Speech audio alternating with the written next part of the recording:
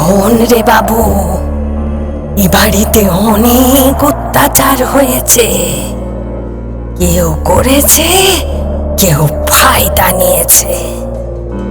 তুই কিভাবে তাদের মুক্তি দিবি তা আমি জানি না, তবে তুই পারবি, তুই পারবি। এবার এবার আমার যাওয়ার সময় হয়ে গেল রে বাবু। তা না হলে ওই কাল নাগিনী আমাকে আবার আটকে রাখবে। কাল নাগিনী? কে কে কাল নাগিনী বলো?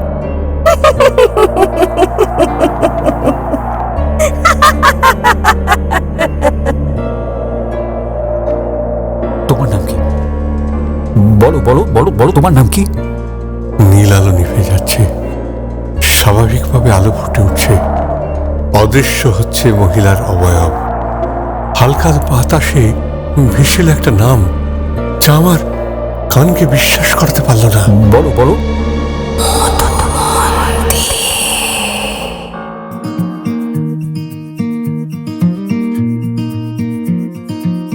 গল্পের দর্পণ। এই দর্পণে প্রতিফলিত হবে নানা ধরনের হাসি, কান্না, প্রেম, ভয়, রোমাঞ্চ ও মায়াজালে ঘেরা অনেক গল্পগাথা। নমস্কার, ভৌতিক মাসে আবার উপস্থিত হয়েছি আবার একটি গল্প নিয়ে। না না না না না, এই গল্পটি গত গল্পেরই রেশ। হ্যাঁ, তরুণ ও সুজনের মধুপুর যাত্রা। সেই মধুপুরের ট্রেন তো তারা ধরবে, কারণ তারা হাওড়া স্টেশনে নেমে পড়েছে। মধুপুরে গিয়ে তারা কি করলো তা জানতে তো হবে। তাই গত গল্পের মায়ার আঁচলের পরবর্তী পর্ব আজ মধুপুরের মধুমন্তী। এই মধুপুরের মধুমন্তীর কলমে আমি সুপ্রিয় সুদীপ ব্যানার্জি। চলুন মধুপুর ঘুরে আসি, দেখি সেখানে তরুণ ও সুজন কি কাণ্ড কারখানা করছে। গল্পের দর্পণের আজকের গাড়ি চলল মধুপুরের দিকে।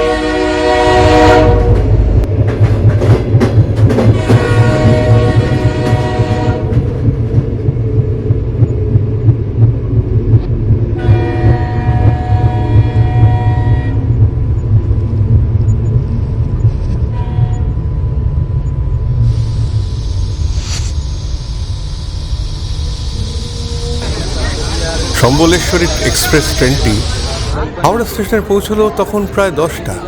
2 ঘন্টা লেট। হাওড়া স্টেশনে নেমে তরুণ তাড়াহুড়ো করতে লাগলো। আমি এখন যেহেতু তার পো ধরেছি, সেহেতু তার পিছু নেওয়া স্বাভাবিক। তাকে লক্ষ্য করে এগোতে এগোতে ভাবছি, আরে কত কিছু আছে এই মানুষটার মধ্যে। যত গভীরে ঢুকছি তত জানছি, তত যেন বিস্মিত হচ্ছি। পেছনে চলতে চলতে আর মানুষজনের গুঁতো খেতে খেতে এগোচ্ছি। হঠাৎ স্টেশনে মানুষের মাথার ভিড়ে, যা, আমার মানুষটা কোথায় যেন হারিয়ে গেল।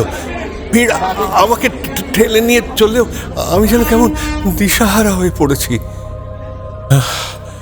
কিছুক্ষণ একটা থামের পাশে নিজেকে দাঁড় করিয়ে থিতু হতে হতে চারপাশে নিজের চোখটা ঘোরাতে লাগলাম। হঠাৎ মনে পড়ল, আমার সঙ্গে কথা বলতে বলতে বলেছিল মধুপুর যাবে। চোখের সামনে একজন টিকিট চেকার হেঁটে যাচ্ছে। সঙ্গে সঙ্গে মাথায় খেলে গেল।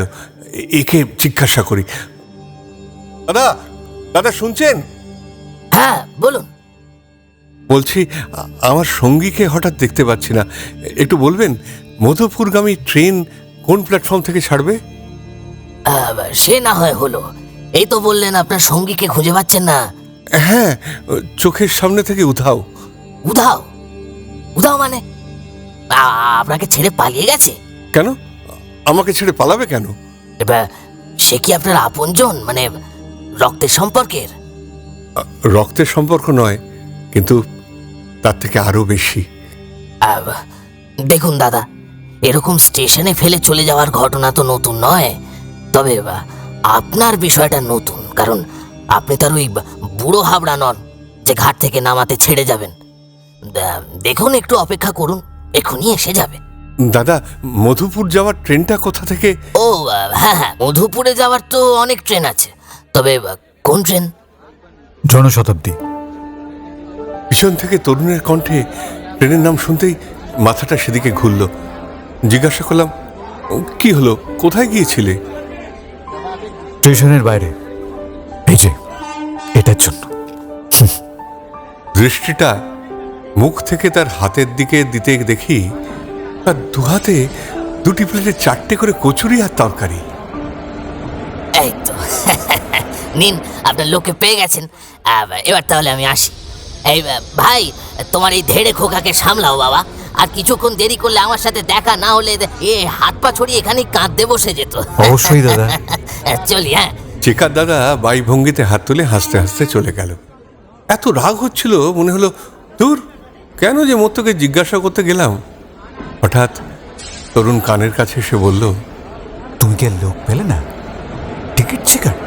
উফ, আরে টিকিট না দেখতে পেয়ে যদি জেলে নিয়ে যেত তখন কি হতো? আমি বেশ রাগত মুখে তরুণের দিকে তাকালাম। আরে চড়ছো কেন? তোমার খিদে পাইনি? আমার পেয়েছিল, তাই ভাবলাম তোমারও পেয়েছে। ভিড়ের গুঁতোয় পিছনে ফেরার অবকাশ পেলাম না, আগেই এগোতে হল। এখন বলো, খাবে না আমি সবটা খেয়ে নেবো? আরে না না না, খিদে পেয়েছে, তবে এভাবে আমাকে ফেলে যাবে না কখনো। ফেলে গেলে কি কেউ আর ফিরে আসে? আসে না। এসো এসো, ওই উঁচু স্ল্যাবটাতে বসে খেতে খেতে মান ভাঙাবো। এসো। মানে খিদের তাড়নে বলেই ফেললাম। দাও দাও, আমারটা দাও। এসো, এই নাও।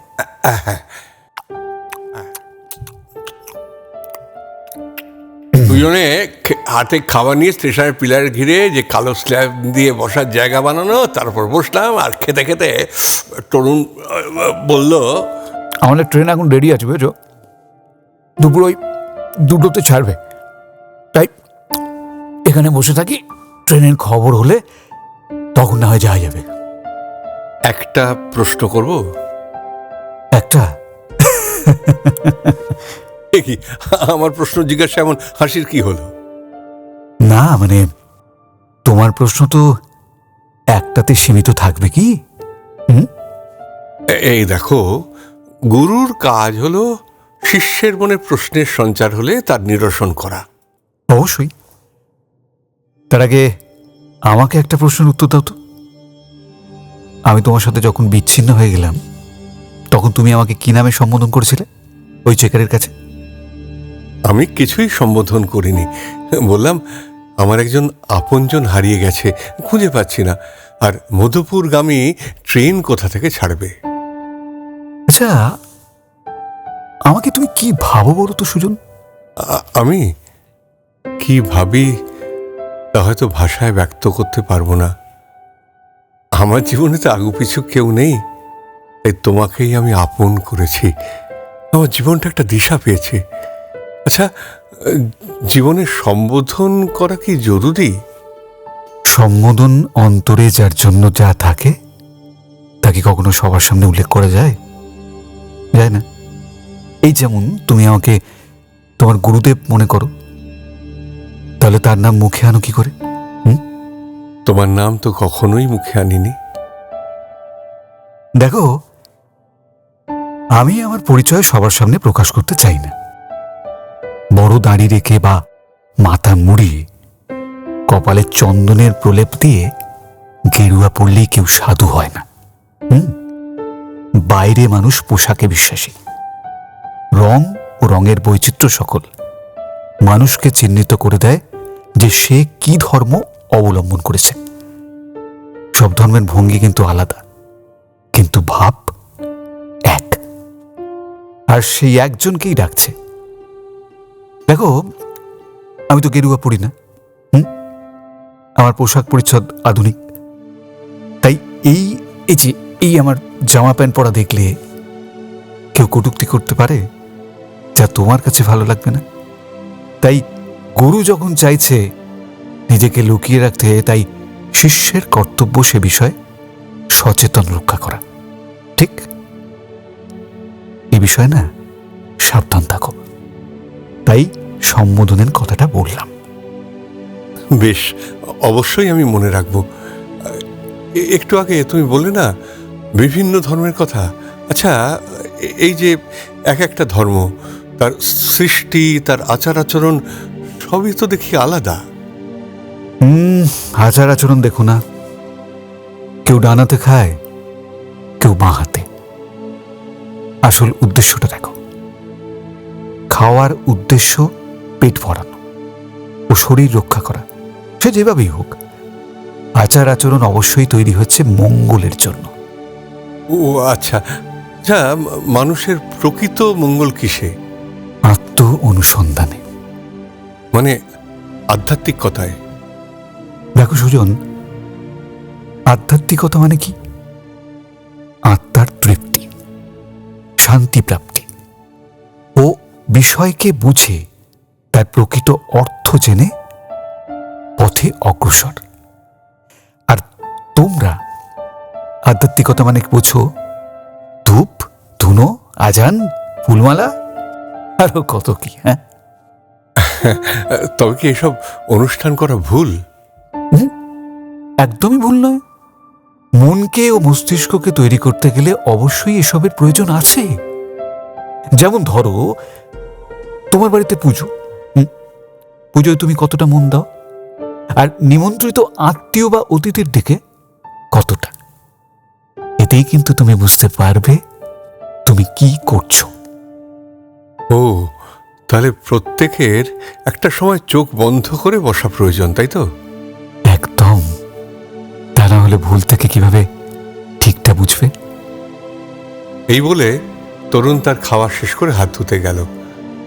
আমিও জলের বোতলটা এগিয়ে দিতে যাচ্ছিলাম, আর নিজেও হাত ধুতে যেই যাব, কিন্তু বারণ করলো, বলল, দেখো, তুমি হয়তো তোমার কর্তব্য করতে যাচ্ছ, কিন্তু কর্তব্য করতে গিয়ে তোমার পথের পাথেও যদি হারিয়ে যায়, তবে তুমি কিভাবে পরবর্তী পথ চলবে? এই বলে সে প্ল্যাটফর্মে পড়ে থাকা আমার ব্যাগের দিকে ইশারা করলো। তারপর একাই হাত ধুতে চলে গেল। ফিরে এসে বলল, বুঝলে তো আমি কি বললাম? হ্যাঁ, বুঝলাম। কি? কর্তব্য করতে করতে নিজের সম্বল বা সংস্কারকে বদলে ফেল না, বা নিজের ভিতরে যে শিক্ষা, যে জ্ঞান আমাকে সৎ পথে চলতে শিখিয়েছে কর্তব্য পালন করতে, তাকে রক্ষা করাটাও আমার আর আমাদের কর্তব্য। তার উপর অন্যের হস্তক্ষেপ মানে অস্তিত্ব ক্ষুণ্ণ হওয়া। সাধু সাধু, এই তো আমার উপযুক্ত শিষ্য তৈরি হয়ে উঠেছ। দেখো, মানুষের মধ্যে যে জ্ঞান উদয় হয়, অর্থাৎ সে বুঝতে শেখে কি করা উচিত আর কি করা উচিত নয়, তাকে যে বোঝায় তা হলো পরিবেশ, পরিস্থিতি ও সৎসঙ্গ। হ্যাঁ, কিন্তু দেখো, আজকের পরিবেশ কি আর আগের মতো আছে? আগের আর পরের কি কি পার্থক্য আছে? রামায়ণের যুগে মন্থরা ছিল, শূর্পণখা রাবণ ছিল, আজও তো আছে। মহাভারতের যুগে ধৃতরাষ্ট্র ছিল, শকুনি ছিল, দুর্যোধনও ছিল, আজও তো আছে। হ্যাঁ, তবে সব নেগেটিভ এনার্জির পিছনে অবশ্যই একটি পজিটিভ এনার্জি ছিল। তাই আমরা রামকে পেয়েছি রামায়ণে, আবার কৃষ্ণকে পেয়েছি মহাভারতে। আর কলিতে কে রাম আর কে কৃষ্ণ তা চিনে নিতে হবে ভাই, যে তোমাকে তৈরি করবে। তাই তোমাকে যুগের সাথে মিলেমিশে ঠিক করতে হবে, তুমি রাবণের সাথ দেবে নাকি রামের, শকুনি দুর্যোধনের সাথ দেবে নাকি কৃষ্ণের, নাকি সব জেনে বুঝে ধৃতরাষ্ট্র হয়ে থাকবে। দেখো, সব সন্তান না তার প্রথম শিক্ষা মানে প্রাথমিক শিক্ষা শেখে কার কাছ থেকে? তার মায়ের কাছ থেকে। মা যদি কইকেয়ীর মতো অন্যের কথায় চলে, নিজের মাতৃভাবকে বিসর্জন দিয়ে শুধু ওই আত্মচেতনায় বিভোর হয়ে, তবে সন্তানের দোষারোপের তীর তার দিকে আসবে, তা স্বাভাবিক। মা যদি গান্ধারীর মতো নীতিরীতি বিসর্জন দিয়ে চোখে কাপড় বেঁধে অন্যায়কে অন্যায় না বলে আশকারা দেয়, তবে সন্তান তো দুর্যোধন হবেই। সত্যবতীর মতো যদি ক্ষমতাকে আঁকড়ে ধরতে চায়, দ্রৌপদীর মতো অহংকারী হয়, তবে সেই মায়ের থেকে সন্তান দূরে চলে যায়। যেন সুজন, যারা মা বাবা কারো সাহচর্য পায় না, অনাথ, তারা কি মানুষ হয় না? হয়তো, তবে তাদের মধ্যে দৃঢ়তা থাকা প্রয়োজন। প্রয়োজন হয় শিক্ষার। আচ্ছা বেশ, এই তুমি নিজে কি দেখো? কি ছিলে, কোথায় ছিলে, আর আজ আমার কাছে। একে কি বলে জানো? একে বলে সংযোগ। তাই সময় না হলে যেমন ফল পাকে না, তেমনি সময় না হলে সংযোগ স্থাপিত হয় না। হ্যাঁ, কিন্তু এই রামায়ণ মহাভারত এর পেছনেও তো কারণ ছিল, পূর্ব নির্ধারিত কিছু বিষয় ছিল। তাই তো রামের বনবাস হলো, রাবণ বধ ও রামের রাজা হওয়া হলো। আসলে জগতের রাক্ষসরাজ থেকে রামরাজ্যের প্রতিস্থাপন, তাই তো? ঠিক তেমনি মহাভারত না হলে গীতার ব্যাখ্যা জানা সম্ভব হতো না, জানা যেত না ভগবান প্রাপ্তির উপায়। গীতা ভগবান প্রাপ্তির উপায় বলে? হ্যাঁ, গীতা ভগবান হওয়ার উপায় বলে। গীতা কিভাবে তুমি ভগবান হতে পারো তার উপায় কিন্তু বলে। এই দেখ, আরে বক বক করতে করতে তোমার হাতটা তো শুকিয়ে গেল দেখছি। যাও, হাতটা ধুয়ে এসো।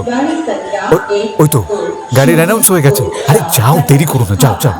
ও হ্যাঁ, যাই বলে এই তাড়াতাড়ি হাতটা ধুয়ে এসে কাঁধের ব্যাগটা নিয়ে তরুণের পাশে পাশে অগ্রসর হলাম 9 নম্বর প্ল্যাটফর্মের দিকে। জনশতাব্দী, এই তাড়াতাড়ি পৌঁছবো মধুপুর। তরুণ বলল, শোনো, এই ট্রেন যদি ঠিকঠাক চলে তাহলে কিন্তু মধুপুর ওই ধরো 5:30, 6টা নাগাদ আমরা পৌঁছে যাব। প্ল্যাটফর্মে পৌঁছে কিছুক্ষণ অপেক্ষার পর ট্রেন ঢুকলো। কোচ খুঁজে বসে পড়লাম সিটে।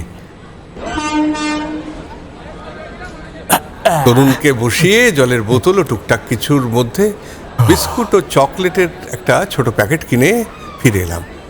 ট্রেন দুপুর 2টো নাগাদ ছাড়লো। ট্রেন ছাড়ার কিছুক্ষণ পরেই উভয়ই এক একে ফ্রেশ হলাম। এরপরে ট্রেনে খাবার নিয়ে এলো। খাবার খেতে খেতে প্রশ্ন করলাম তরুণকে, আমরা মধুপুরে কোথায় যাচ্ছি? কোথায় যাচ্ছি জানি না, তবে যতটুকু শুনেছি ততটুকুই তোমায় বলছি। তা খেতে খেতে তোমার শুনতে অসুবিধা হবে না তো? না না, বলো। আচ্ছা বেশ। মধুপুরে মধুমলতি ভিলা নামে একটি মহল আছে, বুঝেছ? পরন্ত বেলা এখন জমিদার গিন্নির। তো যতদিন জমিদারি ছিল ততদিন কলসির জল গড়িয়ে খেয়েছে। চাষিরা এখন পার্টিকে ধরে জমিদার গিন্নির জমি নিজেদের নামে বিএলআরও অফিসে গিয়ে করে নিয়েছে। তো জমিদার গিন্নির এখন পাইকও নেই আর ওই লেঠেলও নেই। পুলিশ আছে, কিন্তু পুলিশ নেতাদের কথায় উঠে আর বসে। তাই বৃদ্ধার কথা শোনার মতো এখন আর কেউ নেই। তাই সেই বৃদ্ধা চাইছে তার বাড়িটা এখন লজে পরিণত করতে, অর্থাৎ হোটেল। তাই যতটুকু জমা পুঁজি ছিল আর কিছু ওই ভদ্র চাষি দাম দিয়ে রানিমার জমি কিনে নিয়েছে। এখন এই সব দিয়ে বাড়িটা সংস্কার করে উনি হোটেল করবেন। ও, তাতে তোমার কি কাজ? তুমি আবার প্রমোটারই করবে নাকি? ভাবছিলাম যদি করি। হ্যাঁ হ্যাঁ, মানে তুমি আমার সঙ্গে ইয়ার কি করছো নাকি? হ্যাঁ, ক্ষতি আছে। আচ্ছা বেশ, তুমি কি পরেরটা শুনবে? হ্যাঁ, তারপর কি হলো বলো না? আর খেয়ে নি, হ্যাঁ, খেতে খেতে বলো। হ্যাঁ, হ্যাঁ। তো সম্বলপুরে থাকার সময় গ্রামের মানুষকে বাঁচাতে যখন আমি সাধনায় বসেছি। কখন? ও, যখন তুমি গায়েব হয়ে গিয়েছিলে। বুঝলাম, কথার মাঝখানে প্রশ্ন করাটা ঠিক হচ্ছে না। কথার মধ্যে দিয়ে মনের মধ্যে যে কৌতূহল উৎপন্ন হচ্ছে তার অবশ্যই কথার মধ্যে দিয়েই নিষ্পত্তি হবে। তখন একটি ফোন আসে। ফোনে কথা হয় তখন মধুমন্তী দেবীর সঙ্গে। ওনার বাড়িতে তালাবন্ধ ঘরগুলোর চাবি পাওয়া যাচ্ছে না, যার ফলে সংস্কার নাকি ব্যাহত হচ্ছে। আমি তখনই ওনাকে বললাম, আরে চাবি পাওয়া যাচ্ছে না তো আমি কি করব বলুন, চাবিওয়ালাকে দিয়ে লক ভাঙিয়ে নিন। তার উত্তরে উনি আমাকে বললেন, কভার ভাঙব। যেই কারণের জন্য উনি যে ঘরগুলো কাজ হবে সেই ঘরের দরজাগুলো দেওয়াল থেকে খুলিয়ে রাখেন। যেদিন খোলানো হয় তার পরের দিন তার রাজমিস্ত্রি নাকি মারা যায়। ভাবো, পুলিশ এসে মিস্ত্রির লাশ উদ্ধার করে মনুমন্তীর বাড়ির সেই ঘর থেকে যেই ঘরের দরজা মিস্ত্রি খুলেছিলেন। তো রাতে সব জানলা দরজা বন্ধ থাকা সত্ত্বেও মিস্ত্রি বিকেলবেলা বাড়ি যাওয়ার পরেও ওই মিস্ত্রির মৃতদেহ ঘাড় মোচকানো অবস্থায় কি করে যেই ঘরের দরজা খুলে সংস্কার করা হচ্ছিল সেই ঘরে পড়ে থাকতে পারে? হ্যাঁ, মনুমন্তী দেবী বৃদ্ধা, তার বাড়িতে দুজন কাজের মেয়ে, কারোর পক্ষে সম্ভব নয় ঘাড় মুড়িয়ে মোটকে দেওয়া। এছাড়াও ওই বাড়িতে নানা রকম অলৌকিক কাজ হচ্ছে, সেই কারণেই ডাক আর কি। তো যাই হোক, স্টেশনে গাড়ি আসবে, তাই এখন একটু চোখ বন্ধ করে ঘুমিয়ে নি, কেমন?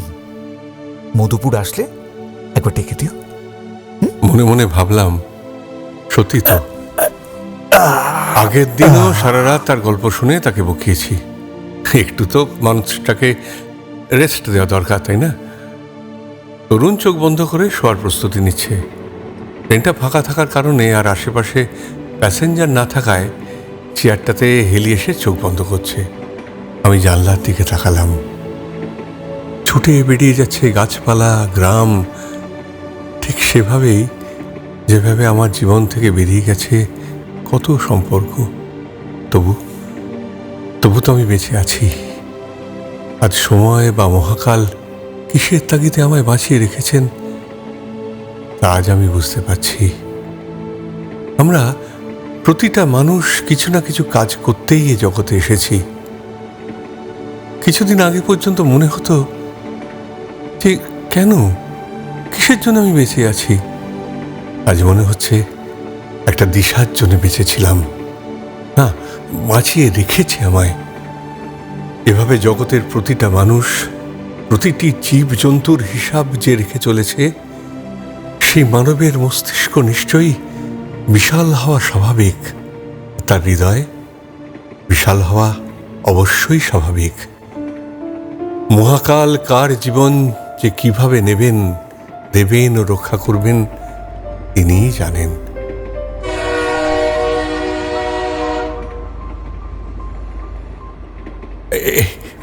আসানসোল এলো, এখানে প্যাসেঞ্জার উঠলে মুশকিল। মানে তরুণের পাশে গিয়ে বসে পড়তে হবে, নচেত অন্য কেউ বসে গেলে তরুণের ঘুম ভেঙে যাবে। মহিলা দেখছি, এই রে খেয়েছে, সে তো আমাদের দিকেই আসছে।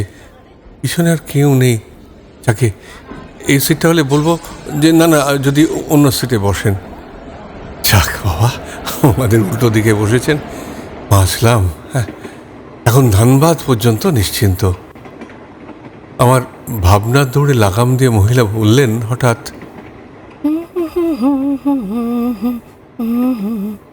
আচ্ছা, আপনারা কোথায় যাচ্ছেন? মধুপুর। ও আচ্ছা, আসলে একদম ফাঁকা কোচ তো, একটাও মহিলা নেই, তাই একটু বাজিয়ে দেখছেন যে লোকটি ভদ্র না অভদ্র। ও মা, না না, তা কেন? আচ্ছা, আপনার সাথে উনি কি আপনার ভাই? আগে মনে মনে ভাবলাম, গুরু তো সব সম্পর্কের সাথে সম্পর্কিত, তাই সে এখন ভাই, কখন দাদা, কখনো মা, কখনো বাবা, কখনো বন্ধু, তাই তো সে চিরসখা। মধুপুরে কি করতে? ছুটি কাটাতে নাকি? না, একটু কাজে। কি কাজ মধুপুরে? এরে, কি বলি, ওই ঘর বাড়ি মেরামত করার আর কি। ও, আপনারা রাজমিস্ত্রি? না মানে না, রাজমিস্ত্রি কেন হব? তাহলে ইঞ্জিনিয়ার? আসলে একটু কথা বলছি বলে কিছু মনে করছেন না তো? না না, মনে মনে ভাবলাম চেঁচে পড়ে আলাপ করে আর কি কি জানতে চাই রে বাবা। এ নিশ্চয়ই গুরুর পরীক্ষা, তাই সাধু সাবধান। কিছু বললেন? কই না। আমার নাম রত্না সরকার। আমি দুর্গাপুরের একটা প্রাইমারি স্কুলে পড়াই। আজ একটা বন্ধুর বাড়ি এসেছিলাম জানেন, এখন ধানবাদ যাচ্ছি। আচ্ছা, একটা প্রশ্ন করি? হ্যাঁ বলুন। আমি ধানবাদ আগে কখনো যাইনি। আপনারা কি এই লাইনে রেগুলার যাতায়াত করেন? আগে না, কেন বলুন তো? আমার বন্ধু সুমিত্রা আমার সঙ্গেই দুর্গাপুরের স্কুলে পড়ায়। হঠাৎ স্কুলে আসে না, ফোন করলে ফোনও তোলে না। তাই আজ তার বাড়ি গিয়ে দেখি সুমিত্রাকে ওর বাড়ির লোক একটা ঘরে বন্ধ করে রেখেছে। কারণ জিজ্ঞাসা করতে আমাকে ওরা ওর ঘরে নিয়ে গেল। দেখি ও অচৈতন্য হয়ে পড়ে আছে। ডাক্তার নাকি হাই ডোজের ঘুমের ওষুধ দিয়ে ঘুম পাড়িয়ে রেখেছে। বাড়িতে ওর বাবা মা আর এক বোন আছে। অসুস্থ হয়ে পড়েছে নাকি? অসুস্থ তো বটেই, তবে ও 5 দিন আগে স্কুল করে বাড়ি ফেরার পর ভীষণ ভয় পেয়ে গেছে জানেন। কেন জিজ্ঞাসা করায় কিছুই বলতে পারছে না, শুধু বলছে ও আসবে আর আমাকে নিয়ে যাবে। থেকে থেকে ওদের ঘরের বিভিন্ন কোণে আঙুল দিয়ে দেখাচ্ছে আর বলছে, ওই দেখো ও এসে গেছে, এসে গেছে। আচ্ছা, তারপর? হ্যাঁ, ওর মা বলল যখন ও এরকম করছে তখনই নাকি ওদের ঘরে একটা হসপিটালের মতো গন্ধ তারা অনুভব করছে। আর ও শান্ত হয়ে গেলে গন্ধটা আর থাকছে না। ডাক্তার 2 দিন হসপিটালে রেখেছিল, কিন্তু মানসিক রোগ বলে ছেড়ে দিয়েছে। বাড়িতে চিকিৎসা করাতে বলেছে। আমি যেদিন গেলাম সেদিনে ওকে নিয়ে এসেছে, মানে ওই কাল ওদের বাড়িতে আমি ছিলাম জানেন। আমি অনুভব করেছি যে ওদের কথা মোটেও ভুল নয়। কি বিভৎস রকমের হসপিটালের গন্ধ। আমি সুমিত্রাকে বোঝানোর চেষ্টা করতে গেলে ও আমাকে দূরে ঠেলে সরিয়ে দিচ্ছে। আমার মনে হচ্ছে ওর ওপর কোনো অশরীরই ভর করেছে। তাই একজন তান্ত্রিকের সন্ধান পেয়েছি, তিনি ধানবাদে থাকেন, সেখানেই যাচ্ছি। আচ্ছা, আপনারা কি তেমন কোনো সন্ধান দিতে পারেন? কারণ একটা ফোন নাম্বার ছাড়া কিছুই নেই আমার কাছে। ফোন করলে রিং হয়ে যাচ্ছে আর কেটে যাচ্ছে। আপনার জানাশোনা কোনো তান্ত্রিক আছে নাকি যে আমার এই বন্ধুকে বাঁচাতে পারে? ও, এই ব্যাপারে? হ্যাঁ, এই বলে পরের কথা বলতে যাব অমনি তরুণের কথা মনে পড়ে গেল। গুরুর গোপনীয়তা রক্ষা করাও শিষ্যের কর্তব্য। কি হলো? আপনি বলতে গিয়ে এমন থেমে গেলেন কেন? যদি জানেন তো বলুন না প্লিজ। আমার বন্ধু না ভীষণ বিপদে আছে জানেন। আসলে এই সব ব্যাপার সম্পর্কে আমরা কিছুই জানি না। ওই ইট কাঠ পাথর নিয়ে কাজ করি, কি করি বলুন আর কি।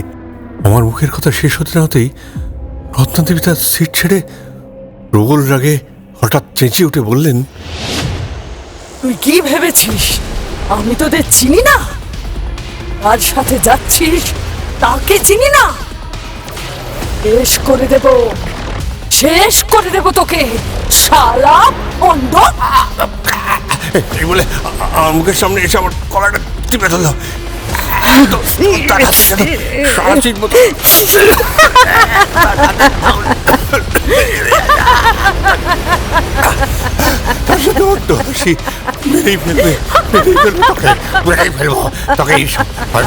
করতে লাগলো।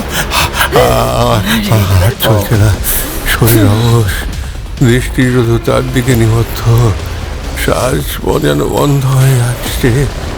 ধীরে ধীরে চোখে অন্ধকার নেমে আসছে, চোখ এবার বন্ধ হয়ে আসছে। হ্যাঁ, হঠাৎ হঠাৎ একটা জোর ঠেলা, ধর্মর করে উঠে দেখি তরুণ তরুণ আমার সামনে দাঁড়িয়ে বলছে, কি হলো? আরে ওটো মধুপুর আসছে। হ্যাঁ, সম্বিত ফিরতে দেখি ট্রেনে এখন ৬-৭ জন লোক বসে আছে, আর আমার সামনে তরুণ দাঁড়িয়ে মুচকি মুচকি হাসছে। ধাতস্থ হয়ে জিজ্ঞাসা করলাম, পরীক্ষায় পাশ করলাম? মুচকি হেসে তরুণ বলল, এই যাত্রায়। কথাটা বলে এগিয়ে গেল তরুণ। মধুপুরে গাড়ি ঢুকছে।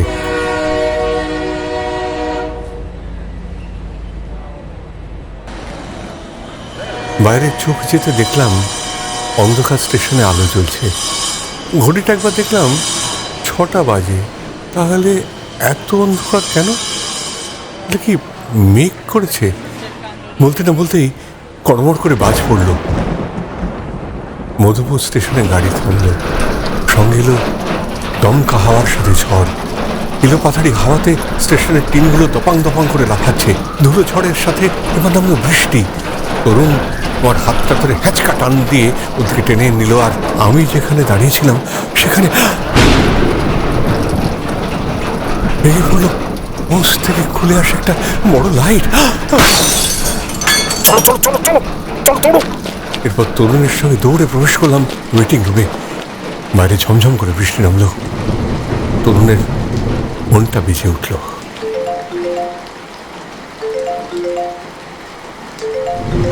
হ্যালো। আপনারা পৌঁছেছেন? পৌঁছে গেছি। আমার গাড়ি গেছে আপনাদের আনতে। যেন আকাশ ভেঙে পড়েছে। 10 মিনিট পর মধুবন্তী দেবীর গাড়ির ড্রাইভার ভিজে এনে আমাদের খোঁজ করতে ওয়েটিং রুমে এলো। आपके तरुण बाबू है? आइए आइए आइए। আমরা ওর সাথে ভিজতে ভিজতে গাড়িতে উঠলাম। এমন ঝড় বৃষ্টির মধ্যে গাড়ি যাত্রা ঠিক হবে? আমি প্রশ্ন করলাম। তরুণ বলল, আমাদের আটকানোর চেষ্টা হচ্ছে সুজন, তুমি ওনাকে নিয়ে একটু বাইরে দাঁড়াও। আমি ড্রাইভারকে বললাম, ভাই আপনার নাম क्या है? जी मेरा नाम भानु है बाबूजी। तो भानु, गुरुजी थोड़ा ध्यान करेंगे। आप और हम क्या बाहर थोड़ा खड़ा हो सकते हैं? हाँ क्यों नहीं बाबूजी? हाँ चलिए चलिए चलिए। আমিও ভানু প্রায় 3 মিনিট বাইরে দাঁড়িয়ে আছি। অঝোরে যে বৃষ্টি পড়ছিল এই জন্য একটু হালকা হয়েছে।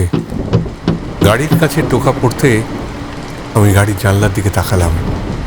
দেখি গাড়ির ভিতরে আলো জ্বলছে, আর তরুণ আমাদের ভেতরে ডাকছে।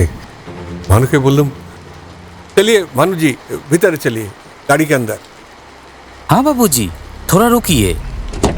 এই বলে গাড়ির ডিকিটা খুলল, আর সেখান থেকে একটা প্লাস্টিক নিয়ে এসে লম্বা করে সিটে পেতে দিল। তারপর আমি আর ভানু সামনের সিটে বসলাম। গাড়ি স্টার্ট দিয়ে ছুটলো, কিন্তু বৃষ্টি তখনও পড়ছে। কাজ বন্ধ করে এসি চালিয়ে যে যাবো তার অবস্থা নেই। এসি চালালে বুকে সর্দি জমতে পারে, তাই জানলার কাজ অল্প অল্প করে খুলে গাড়ি চলছে। হঠাৎ মড়মড় করে আওয়াজ করে গাড়ির সামনে একটা গাছ ভেঙে পড়লো। আর একটু হলেই আমাদের গাড়ির মাথায় পড়তো। কেন পড়লো না? তরুণের জন্য।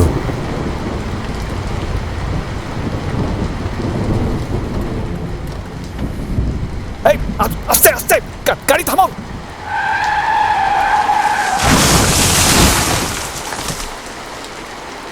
গাছের উচ্চতা বেশি না থাকায় রাস্তার অর্ধেক বন্ধ করেছে, তাই গাড়ি একটু পেছিয়ে নিয়ে ফাঁকা অংশ দিয়ে গাড়ি ওই স্থান পার হয়ে এলো রাজবাড়ির সামনে। গাড়ির হর্ন শুনে বাইরে ছুটে বেরিয়ে এলো দারোয়ান। গাড়ি বারান্দায় এসে থামলো। গাড়ি থামতেই দরজা খুলে দুজন মহিলা এসে প্রণাম জানিয়ে আমাদের হাত থেকে ব্যাগগুলো নিয়ে চলে গেল। পুরনো লাল মেঝের সিঁড়ি ও দালান পার হয়ে কাঠের সিঁড়ির সামনে দাঁড়ালাম। একজন মহিলা আমাদের পথ দেখিয়ে নিয়ে চলছিল। সেই আমাদের বলল, नमस्ते बाबूजी, नमस्ते। आइए आइए बाबूजी, नमस्ते। चलिए बाबू, ऊपर चलिए। সিঁড়ি চড়ে দোতলায় এলাম। এরপর দুটো ঘর পার করে 3 নম্বর ঘরে আমাদের থাকার ব্যবস্থা। নাও তাড়াতাড়ি জামা কাপড় পাল্টে নাও, আর পারলে স্নান করে নাও, তাহলে মাথায় আর ওই সর্দিটা বসবে না। আচ্ছা মহিন, এই সম্বোধন করে কাজের মেয়েটিকে তরুণ বলল, বলছি ওই রাতে কি একটু তেল গরম পাওয়া যাবে? क्यों नहीं बाबूजी, अभी एक गिलास हल्दी वाला गर्मा गर्म दूध भेज देती हूँ, पी लीजिएगा। सर्दी जुकाम सब छूमंतर हो जाएगा। बहुत शुक्रिया। मैं अभी चलती हूँ, बाद में आऊंगी। माँ जी जब आप लोगों के साथ मुलाकात करने की इच्छा करेंगी तब आप लोगों को बुलाने आऊंगी, ठीक है? জরুর জরুর। আমি তোয়ালেটা নিয়ে তরুণের কথা মতো স্নান করতে গেলাম। বেশ বড় বাথরুম, সবই আছে, আছে সুন্দর বাথটব, আছে শাওয়ার। আমি শাওয়ারটা চালিয়ে একটু স্নান করছি, হঠাৎ যেন আমার কানের কাছে এক মহিলা কণ্ঠস্বর। কি করতে এসেছো? মরতে? চমকে উঠলাম, বুঝলাম তরুণের কথা মতো আমাদের এখানে উপস্থিত হওয়াটা কেউ বা কারা পছন্দ করছে না। হঠাৎ বলে উঠলাম, মরতে নয়, তোদের মুক্তি দিতে। হঠাৎ আলো নিভে গেল, সঙ্গে সঙ্গে তরুণের গলা, সুজন, সুজন, সুজন, তুমি ঠিক আছো তো? লাইট চলে গেছে, মোমবাতি লাগবে। তোমার কি হয়ে গেছে? হ্যাঁ আমার হয়ে গেছে, গা মুচ্ছি। মনে মনে ভাবলাম, মানুষটা সারাক্ষণ আমার খেয়াল রেখে চলেছে। এখানে শিষ্য হয়ে আমার তার খেয়াল রাখা কর্তব্য। আজ আমাকে সাক্ষাৎ মৃত্যুর হাত থেকে বাঁচিয়েছে। পরক্ষণেই তরুণ আবার বলল, আরে মোমবাতি তোমার স্নানের শাওয়ারের পাশে ছোট কুলুঙ্গিতে আছে, দেখো। হ্যাঁ দেখছি। আমি হাতে হাতে কুলুঙ্গি থেকে মোমবাতি নিয়ে জেলে একবার চারপাশ দেখে গা মুছে বাইরে এলাম। অন্ধকার ঘরের মাঝে সেন্টার টেবিলের পাশে দুটি সোফা, একটিতে তরুণ বসে। চোখাচুকি হতেই সে বলল, কি হলো, গান হলো? হ্যাঁ। নাও ড্রেসটা পরে নাও। তরুণ মুখের সামনে একটা কাগজ খুব মনোযোগ সহকারে পড়ছে। আমি চেঞ্জ করে ওকে বললাম, কি পড়ছো এত মনোযোগ দিয়ে? তোমার হয়ে গেছে তো এসে বসো, এর থেকে যা জানলাম সে বিষয়ে একটা গল্প করি তোমাকে। হ্যাঁ বলো। ঠিক, এত মোমবাতি জ্বলছে যেন মনে হচ্ছে দীপাবলি পালিত হচ্ছে। ঠিকই বলেছ, আসলে আলো হলো জ্ঞানের প্রকাশ, আলোই আবার জ্ঞানের উৎস। তাই মনের অন্ধকার কাটাতে জ্ঞানের আলোর বিশেষ প্রয়োজন। তো যাই হোক, বাথরুমে তোমার সাথে যার কথা হলো সে এবারই ছোট মেয়ে রত্নাবলী। রত্না? এই নামটা তো আমার পিছু ছাড়ছে না। আসলে তোমার প্রেমে পড়ে গেছে, বুঝলে? এই দেখো, এইসব নিয়ে ভাবদামি করো না। তারপর বলো। হ্যাঁ শোনো, এই রত্নাবলীর সাথে এখানকার ড্রাইভারের ছেলে বিজয়ের প্রেম হয়। প্রেম পরিণতি পায় না, কারণ ড্রাইভারের ছেলে মালিকের জামাই হবে কি করে। তাই একদিন ছেলেটিকে ডাকা হয় এই বাড়িতে। চোখের সামনে সিনেমার মতো যেন সব ফুটে উঠল। দেখলাম একটা বড় দালানের মাঝে জমিদার রায় বাহাদুর জীবনলাল সিংহ বসে আছেন, আর তার চারপাশে তার স্ত্রী মণিমালা ও তার পুত্র সুরজলাল, কন্যা রত্নাবলী দাঁড়িয়ে। আর হাত জোর করে মাটিতে বসে ছবন, বিজয় ও কুসুম। কুসুম ছবনলালের বউ, দূরে দাঁড়িয়ে একটি বাচ্চা মেয়ে, মানে তাকে ঠিক আবছা দেখা যাচ্ছে। হঠাৎ জীবনলাল গর্জে উঠলেন, চুপ রাহা বেয়াদব! আমার মেয়েকে নিয়ে গিয়ে তুই কোথায় রাখবি? হ্যাঁ, না আছে তোর ঘর, না আছে তোর কোনো বংশ মর্যাদা। মনে কর ছবন, এই ছেলেকে বিলাতে পড়াতে পাঠানোর জন্য আমি টাকা দিয়েছি। সারা জীবন তোর বাপ ঠাকুর দ্বারা আমাদের সেবা করেছে, তারা কোনোদিন বামন হয়ে চাঁদে হাত দেওয়ার কথা চিন্তাই করেনি। আমার মেয়েকে আমরা যেভাবে মানুষ করেছি তার সব সুখ দিতে পারবে বিজয়? পারবে তুমি? পারবে না। তাই আমার মত হলো বিজয় যদি এ বাড়িতে ঘর জামাই হয়ে থাকে তো ভালো হয়। কি বলছো মা? তোমরা আমার প্রণম্য, কিন্তু আজ এটা বলতে চাই, আমার বোন, তোমাদের মেয়ে আজ বড় হয়েছে, তার পথ বেছে নেওয়ার অধিকার আছে। আর তাছাড়া বিজয় বিলেত থেকে পড়ে এসে এখন নিজের পরিচয় তৈরি করেছে। সে এখন ব্যারিস্টার বিজয় কুমার যাদব। তাকে এত ছোট করে ভাবাটা মনে হয় ঠিক হচ্ছে না বাবা। জাতপাত আগামী দিনে সব শেষ হয়ে যাবে, এসব কিচ্ছু থাকবে না। চুপ করো। ওই বাঙালি সন্ন্যাসীর ভাষণ শুনে তার কথা আমার কাছে আওড়িও না। আমার ও তোমার মায়ের কথা সাপ। এরপর আর কোনো কথা থাকতে পারে না। অবশ্যই থাকতে পারে। এ জীবন আমার, এই জীবনে আমি কাকে স্বামী হিসেবে গ্রহণ করব সে বিষয়ে নিশ্চয়ই আমার বাবা ও মা ঠিক করবেন, তা তাদের অধিকার। কিন্তু বাড়ি ডেকে নিয়ে এসে চাকরের ছেলেকে অপমান করার কোনো অধিকার নেই তাদের। টাকা দিয়ে সংসার চালানো যায় বাবা, কিন্তু কারোর বিশ্বাস কেনা যায় না। এই বিশ্বস্ততা না থাকলে জমিদারের সিংহাসন থাকে না।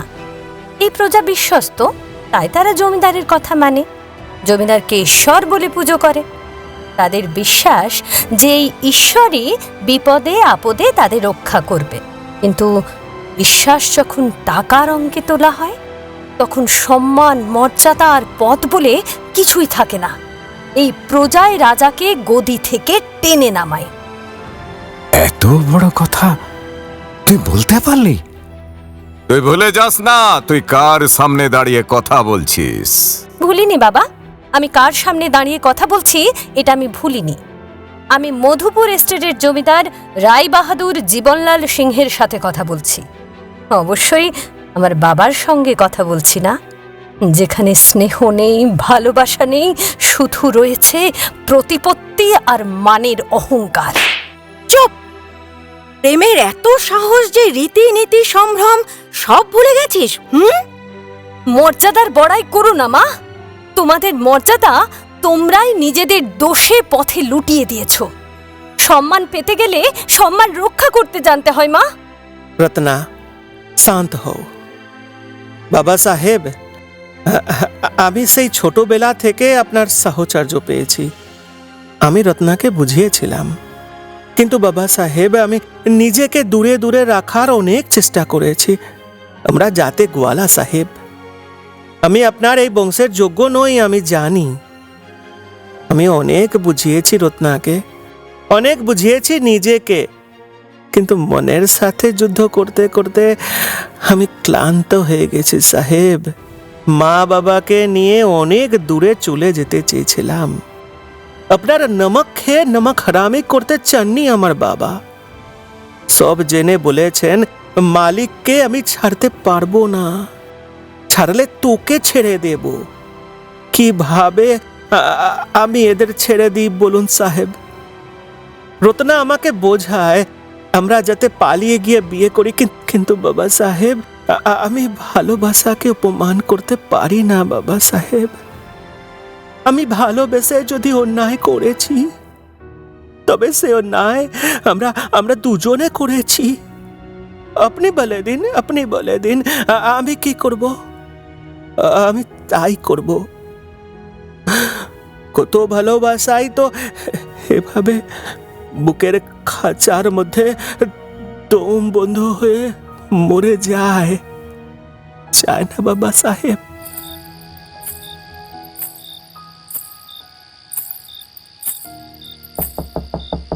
উফ, গল্পটা বেশ জমে উঠেছিল।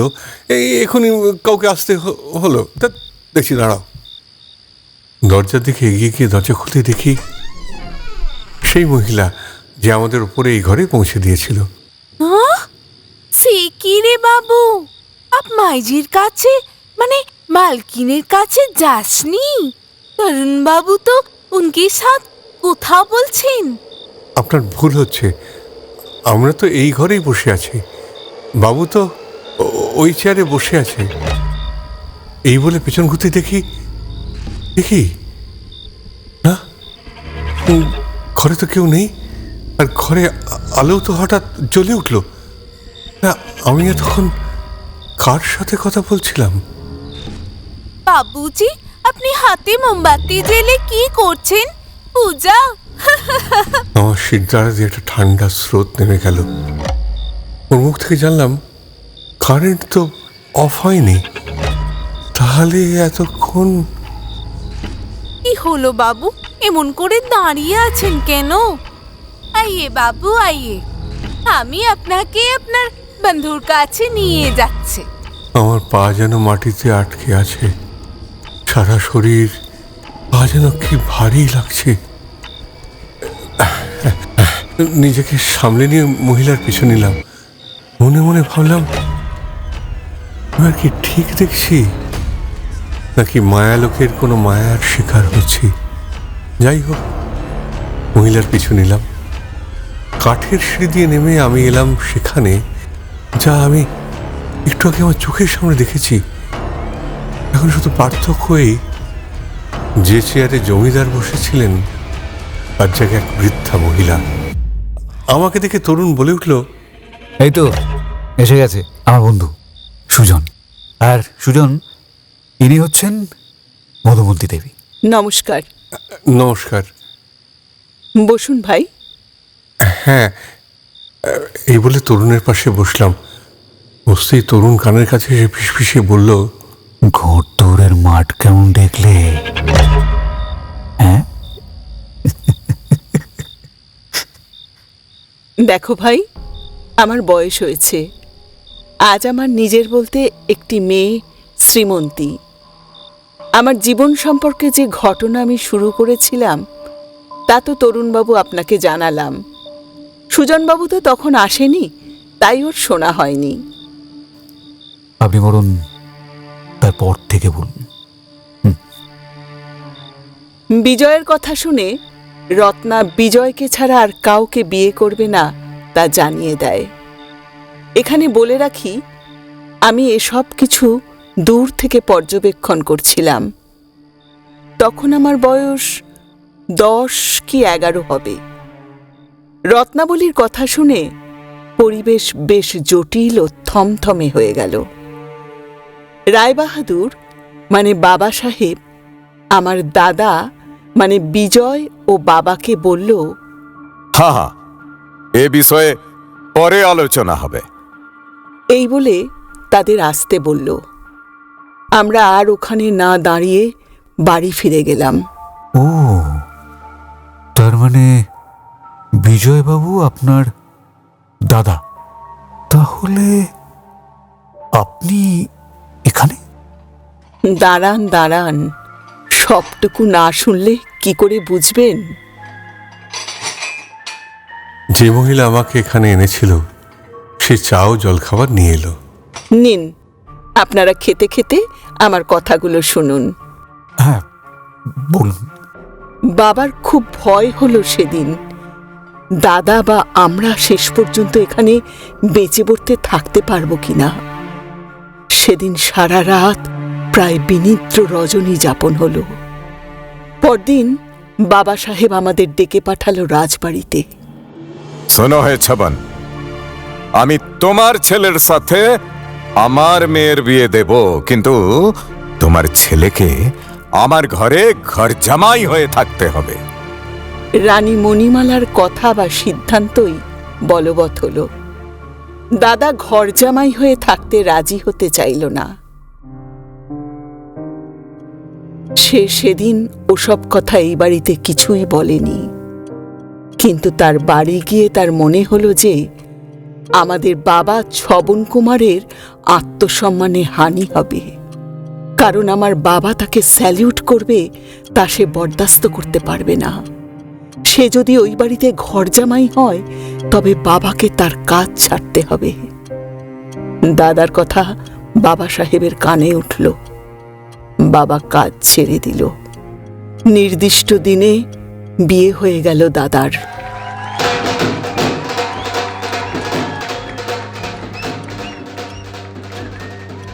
বউ নিয়ে বরযাত্রী বাড়ি ফিরল না, বরং বরকে দান করে বাবা ও মা আমাকে নিয়ে ফিরে গেল তাদের বাড়ি।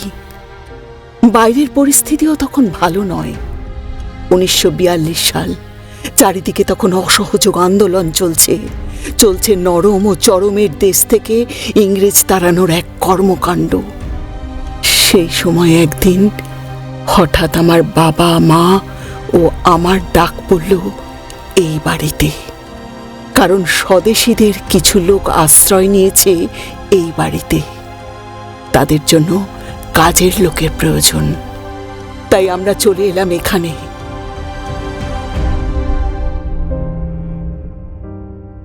ওই বছর পাটনাতে ডিস্ট্রিক্ট ম্যাজিস্ট্রেট উইলিয়াম জর্জ আর্চারের আদেশে ব্রিটিশ মিলিটারি পুলিশ গুলি চালিয়ে নৃশংসভাবে খুন করছে বহু ছাত্রদের। ছাত্র দেখলেই চলছে তত্ত্ব তল্লাশ। অনেক ছাত্র পাটনা থেকে এসে গা ঢাকা দিয়েছে এই মধুপুরে। উড়িয়ে দেওয়া হচ্ছে Telegram post, rail line. Bangla থেকেই বহু বিপ্লবীদের লুকোনোর জায়গা হয়ে পড়ছে মধুপুর। সাঁওতাল পরগনা হওয়ায় এখানে সহজে কোনো ব্রিটিশ পুলিশ ঢুকতে সাহস করত না। বাবা সাহেব ছিলেন দেশের বিপ্লবীদের পক্ষে, তাই তার ডাক পড়ল পাটনা হেড অফিসে। এক প্রকার ধমক দিয়ে তাকে এ বিষয়ে তদারকির ভার দিল ব্রিটিশ সরকার। মাথা নিচু করে সেখান থেকে চলে এলেও তিনি তার কাজ থামাননি। গা ঢাকা দেওয়া কিছু ছাত্র ও জেল ভেঙে পালানো কিছু কয়েদিকে আশ্রয় দেন এখানে, এই বাড়িতে। ছদ্মবেশ ধরে কেউ কাজের লোক, কেউ মালি, কেউ বাবা সাহেবের আত্মীয় সেজে বাড়িতে থাকতে শুরু করল। যাদের গায়ের রং কালো তারাই মূলত কাজের লোক, আর যাদের গায়ের রং ফর্সা তারা হলো বাবা সাহেবের আত্মীয়। এইভাবে 1-1.5 মাস চলল। এরপর একদিন পুলিশ এলো বাড়িতে। সারা বাড়ি তল্লাশি করেও তারা কাউকে শনাক্ত করতে পারল না।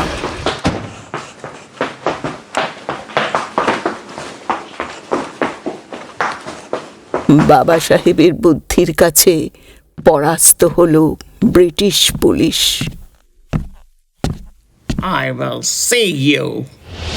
কিন্তু এইভাবে বেশি দিন চলল না। এই ঘটনার 10 দিন পর হঠাৎ 2 মানুষ রাতে এসে উপস্থিত হলো এই বাড়িতে। তারা সাহায্য চাইল বাবা সাহেবের কাছে, চাইল আশ্রয়। তাদের মধ্যে একজন ছিলেন মহিলা, নাম সায়রা বানু, ও আর একজন আব্বাস আলী।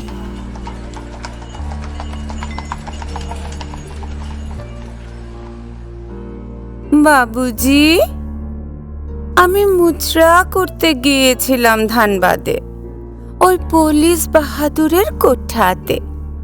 সেখান থেকে ফেরার সময় মধুপুর আসতে রেল লাইন আমাদের বিপ্লবী ভাইরা উড়িয়ে দেয়, তাই আটকে পড়েছি। আমাদের একটু আশ্রয় দিন বাবু, তা না হলে কোথায় যাব? এই আব্বাস, तू कुछ तो बोल। बाबूजी, अगर आप मेहरबानी करके हम दोनों को कुछ दिन के लिए आपके यहाँ पर पन्हा दे तो हम आपके शुक्रगुजार रहेंगे। मैं कैसे मान लूं, हाँ, कि तुमरा विप्लबीদের चढ़ नाও? तौबा तौबा तौबा, हम বিপ্লবী না বাবু। আমরা কি, তা তো আপনি জানেন, এই জায়গায় একজন তাবাইফকে কে ঘরে রাখবে বলুন? বেশ, আজকে রাতটুকু আশ্রয় নিন। কাল টাঙ্গা করে আপনাদের পাটনা চলে যেতে হবে। ছবন। হ্যাঁ বলুন মালিক। বাইরের অতিথি শালায় এদের থাকার ব্যবস্থা করে দাও। বাবুজি, এক ঘরে একটা পুরুষ মানুষের সাথে কি করে থাকবো বলুন? তবাই পের আবার পুরুষ মানুষকে ভয়। ছবন, রাস্তাটা দেখিয়ে দে, আর পছন্দ না হলে অবশ্যই বাইরে যাওয়ার রাস্তাটাও দেখিয়ে দিবি। জরুর মালিক, আসুন।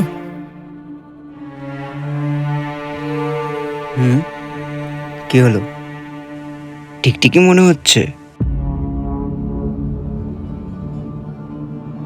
আমারও সেই রকমই লাগছে। এদের চোখে চোখে রাখো। কাল চলে যেতে বলেছি। সবাই একদম স্বাভাবিক আচরণ করো আজ। যদি কাল না যায়, বাহানা বানায়, তাহলে বুঝতে হবে নির্ঘাত টিকটিকি। সেই দিন বাবা সাহেবের কথা শুনে সায়রা বিবি বুঝেছিল এখানে ডাল গলবে না, তাই সেদিন চুপ ছিল। আব্বাস রাত ভোর অতিথিশালার বাইরে রাত কাটায়। নভেম্বর মাস, তাই হিমেল হাওয়া ও কুয়াশা বেজায় ছিল বাইরে। কখন যেন তা ঘরে প্রবেশ করল পরদিন সকালে।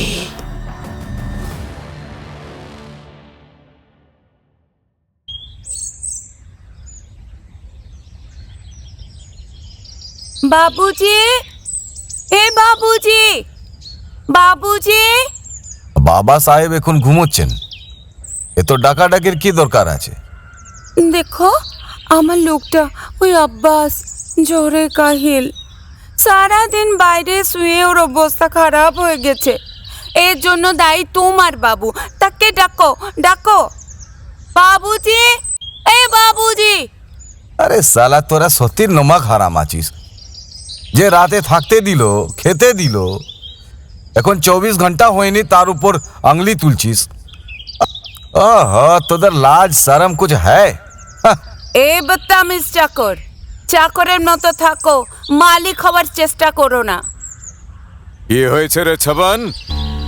বাবুজি, আমার লোকটার খুব জ্বর, গা একেবারে পুড়ে যাচ্ছে। এখন আমি কি করব কিচ্ছু বুঝতে পারছি না।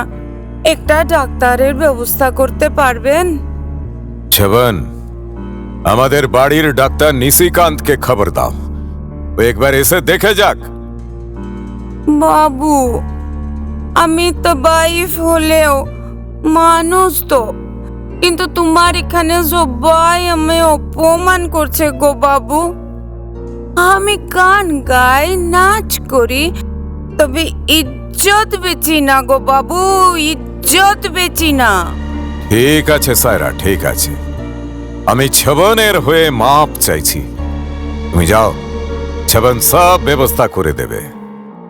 এই সময়ে হঠাৎ রত্নাবলী এসে হাজির। সে তার বাবাকে জিজ্ঞেস করল, কি হয়েছে বাবা? ও কিছু না, তুমি ভেতরে যাও। বিবিজি, তুমি বাবুর মেয়ে আছো? বাহ, কি সুন্দর দেখতে তোমায়। তবে আপনাকে তো আমি ঠিক চিনলাম না। আমি সায়রা গো, সায়রা, নাচনে वाली, গানে वाली, বাবুদের ভাষায় তো বাইফ, তাই না বাবু?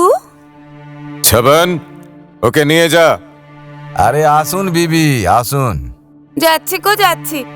আমার লোকটার অসুখ না হলে আমি আজই চলে যেতাম।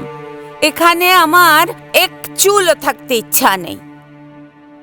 অসুখ? কার অসুখ বাবা? ও কাল, আমি কাল তোমাদের অতিথিশালায় ছিলাম গো বিবিজি। সারা রাত বাইরে বসে আমার লোকটার জ্বর এসে গেছে গো। ওর যদি কিছু হয়ে যায় তবে আমি কি করব বলেন? আরে, ঠান্ডা লেগে জ্বর হলে আবার কেউ মরে নাকি? আশ্চর্য। বিবিজি, আমরা বিজাত, তাই সায়রা বানু বেগম, অনেকক্ষণ তোমার বাঁদরামো দেখে চলেছি, অনেক বেশি এগিয়ে পড়েছ।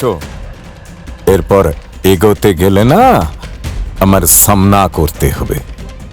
ভদ্রতা আছে তাই এখনো ঘরে রেখেছি, তা না হলে ছুঁড়ে রাস্তায় ফেলে দিতাম।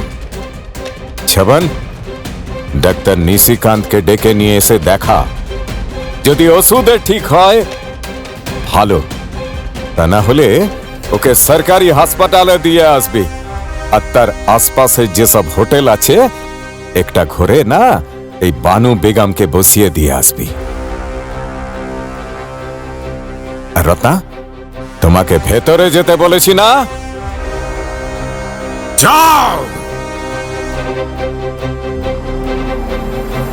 রত্নাবলী বুঝতে পারল তার বাবা বিষম এক চিন্তায় আছে, তাই তার মুখ রাঙা হয়ে উঠেছে।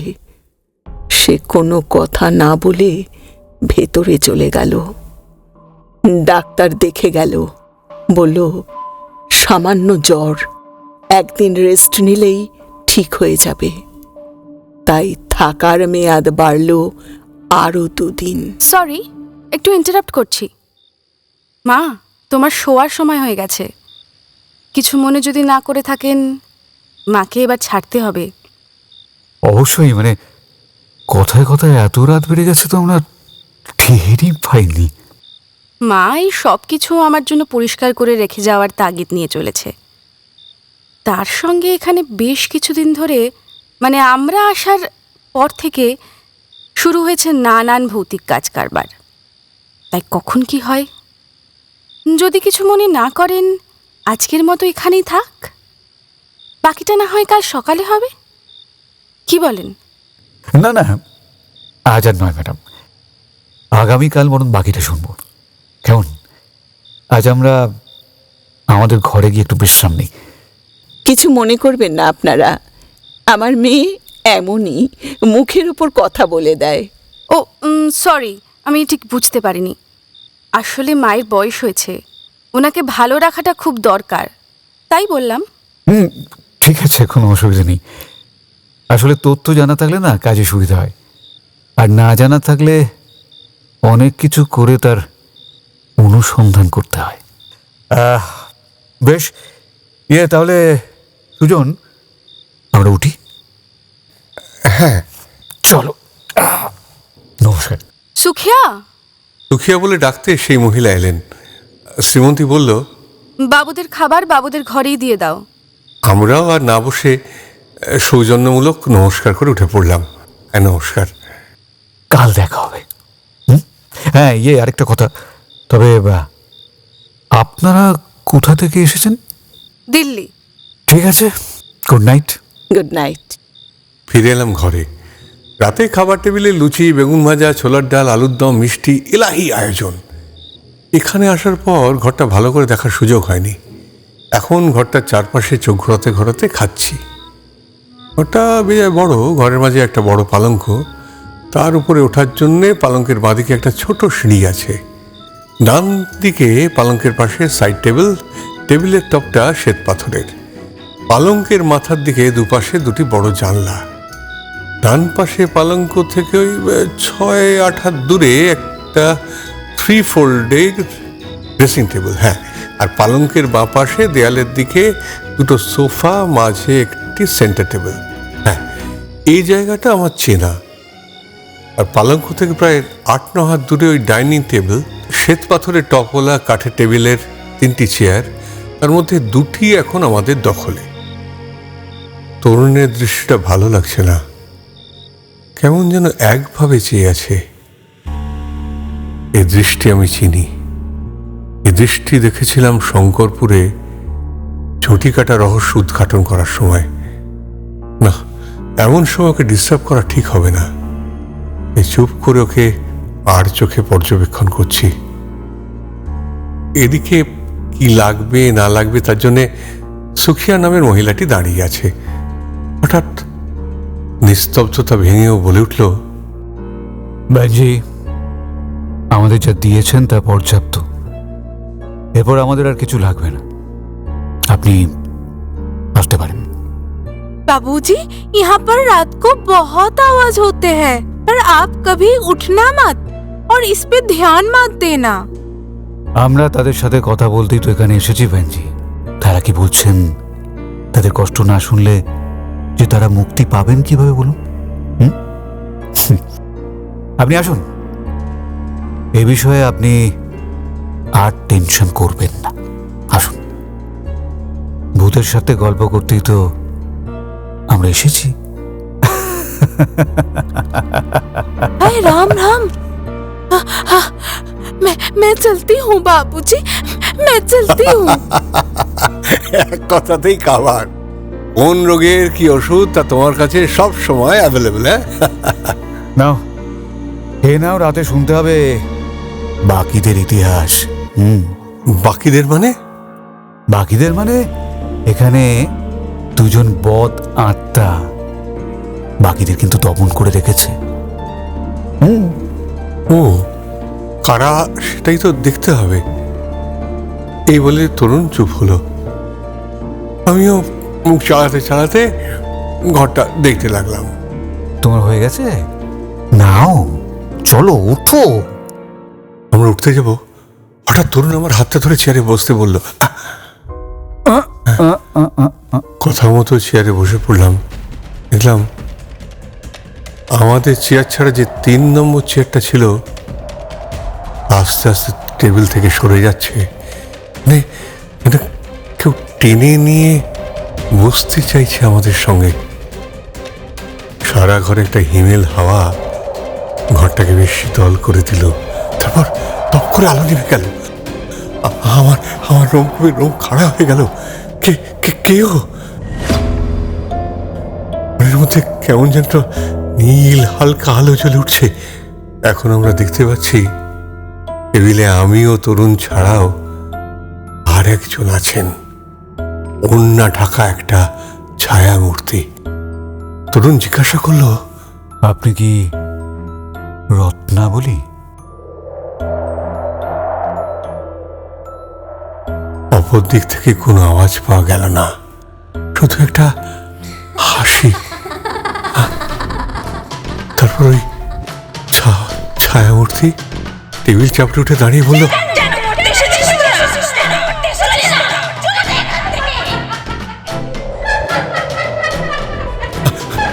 সঙ্গে সঙ্গে ঘরে উঠলো প্রবল ঘূর্ণিঝড়। আজ থেকে শুরু করে সবকিছু বনবন করে ঘুরছে আমাদের চারপাশে। আমরা মরতে আসিনি, তোমাকে যন্ত্রণা থেকে মুক্তি দিতে এসেছি। মুক্তি? কিসের মুক্তি? আমাকে এখানে জক করে রেখেছে। আমি কাউকে এখানে আসতে দেব না, কাউকে না। মানুষ তোরা চলে যা, চলে যা। তুমি তোমার কথা বলো আমায়। দেখো দেখো আমরা কিছু তোমার সাহায্য করতে পারি কিনা বলো, বলো আমায় বলো। ঝড় আস্তে আস্তে শান্ত হলো, নীল আলো উজ্জ্বল হলো।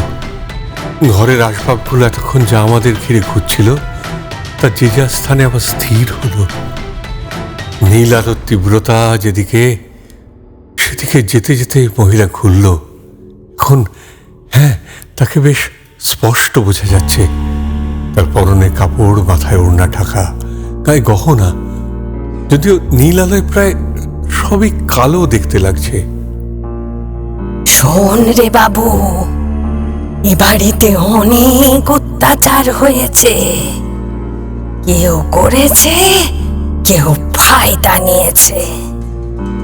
তুই কিভাবে তাদের মুক্তি দিবি তা আমি জানি না, তবে তুই পারবি, তুই পারবি। এবার আমার যাওয়ার সময় হয়ে গেল রে বাবু। তা না হলে ওই কাল নাগিনী আমাকে আবার আটকে রাখবে। কাল নাগিনী? কে কে কাল নাগিনী বলো।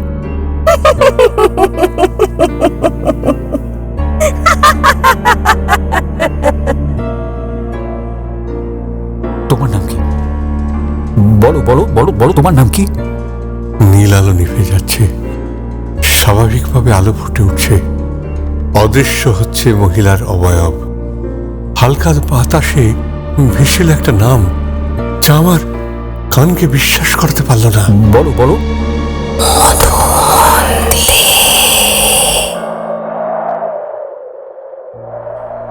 ঘরে সব স্বাভাবিক, আলো জ্বলছে, সবকিছু আগের মতো। আমি তো কিছুই বুঝছি না। তুমি তুমি কিছু বুঝতে পারলে? দাঁড়াও দাঁড়াও, এ যদি মধুমন্তী হয়, তবে আমরা যার সাথে কথা বলছি সে তাহলে কে? সুজন, সুজন, চলো তো, চটপট হাত ধুয়ে নাও তো। এই আত্মা আমাদের সাহায্য করার জন্য এসেছে, একদম। ওকে ওকে ওকে কেউ বাধা দিচ্ছে, সেটা আমার জানা দরকার। আমাদের কাজ শুরু করতে হবে, চলো চলো তাড়াতাড়ি। হ্যাঁ হ্যাঁ, এই বলে তরুণ বাথরুমে গেল হাত ধুতে। আমিও তার পেছনে। বাথরুমে ঢুকে তরুণ চুপ হয়ে গেল। এটা কেমন যেন ভ্যাপসা গন্ধ। তার মানে কি? না না না না, তুমি তুমি যা ভাবছো তা কিন্তু নয়। এই বাথরুমে যা কিছু ঘটেছে তার সূচনা হচ্ছে, তাই প্রস্তুত থাকো। প্রস্তুত প্রস্তুত। হ্যাঁ হ্যাঁ, হঠাৎ বাথরুমের জল পড়তে শুরু করলো। মানে কোন এক অদৃশ্য শক্তি যেন কলের নব ঘুরিয়ে জল ভর্তি করছে বাথটবে। নিমেষের মধ্যে বাথটবে জল উপচে পড়তে লাগলো। তারপরেই ওই জলের ভিতর থেকে বাথটবে ডুবিয়ে রাখার আর্তনাদ ভেসে আসতে লাগলো, যেন কেউ জোর করে কাউকে জলে ডুবিয়ে মারছে। তরুণ বাথটবে থেকে এগিয়ে গেল। তারপর তরুণ বাথটবের সামনে যেতেই সব চুপ। তরুণ বাথটব ছুঁয়ে চোখ বন্ধ করলো। সঙ্গে সঙ্গে তরুণের সারা শরীর একবার কেঁপে উঠে স্থির হলো। কি হলো তরুণের? আস্তে আস্তে তরুণের কাছে যেতে থাকলাম। গিয়ে তরুণকে স্পর্শ করতে যাব, অমনি এক ঝটকায় তরুণ আমার উপর এসে পড়লো। তরুণ হাঁপাচ্ছে। সে হাঁপাতে হাঁপাতে বলল, সুজন, এখানে এখানে সব জায়গায় শুধু মৃত্যুর আন্দোলন। এখানেও একজন মহিলাকে মেরে ফেলা হয়েছে। একে জানতে আমাদের মধুমন্তীর আত্মাকে অবশ্যই ডাকতে হবে। তাড়াতাড়ি তাড়াতাড়ি চলো চলো চলো চলো চলো। এই বলে সে হুড়মুড় করে বাইরে বেরিয়ে গেল। আমি হাত ধুয়ে তার পেছনে। তরুণ তার ঝোলা থেকে সিঁদুর, হলুদ ও চালগুঁড়ো বার করে মেঝেতে একটা যন্ত্র আঁকলো। তারপর চারপাশে রাখা মোমবাতি যন্ত্রের চারিদিকে রেখে যন্ত্রের দুপাশে দুজন দাঁড়ালাম। এরপর আলো নিভিয়ে আমিও তরুণ আটা দিয়ে আমার চারপাশে একটা বৃত্ত আঁকলাম। বৃত্তের মধ্যে আমরা, আর মাঝখানে যন্ত্র। যন্ত্রের মাঝে একটা ছোট্ট হোমকুণ্ড। একটা কাঠ দিয়ে জ্বালা হলো আগুন। শুরু হলো ধ্যান। একইভাবে আমিও করতে থাকলাম মন্ত্রোচ্চারণ। এরপর মধুমন্তীর আহ্বান পর্ব চলতে লাগলো। কিছুক্ষণ পরে ঘরে একটা হাওয়া এলো, আর সেই হাওয়ায় আটার সীমানার চারপাশে প্রদক্ষিণ করতে লাগলো। তারপর ফিস ফিসিয়ে একটা আওয়াজ কানের কাছে অনুরণিত হতে লাগলো, আমাকে কেন ডেকেছো? আমাকে কেন ডেকেছো? তুমি তুমি আমাদের সাহায্য করতে পারবে, তাই তাই তোমায় ডেকেছি। আজ এতদিন এই বাড়িতে অনেক কিছু হয়েছে, তার সাক্ষী তুমি। তুমি পারবে তার সঠিক দিশা দেখাতে, তাই তোমাকে ডাকা। আমাকে বলো বলো বলো বলো, তোমার কথা বলো। তুমি ছাড়া কি এখানে আরো আত্মা আছে যারা যারা আমাকে সাহায্য করতে পারবে?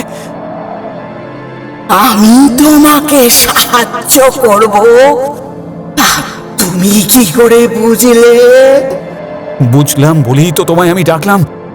তুমি যে আমাদের একমাত্র সত্যিটা বলতে পারবে, বলো বলো। মহিলা হঠাৎ হা হা করে হেসে উঠল।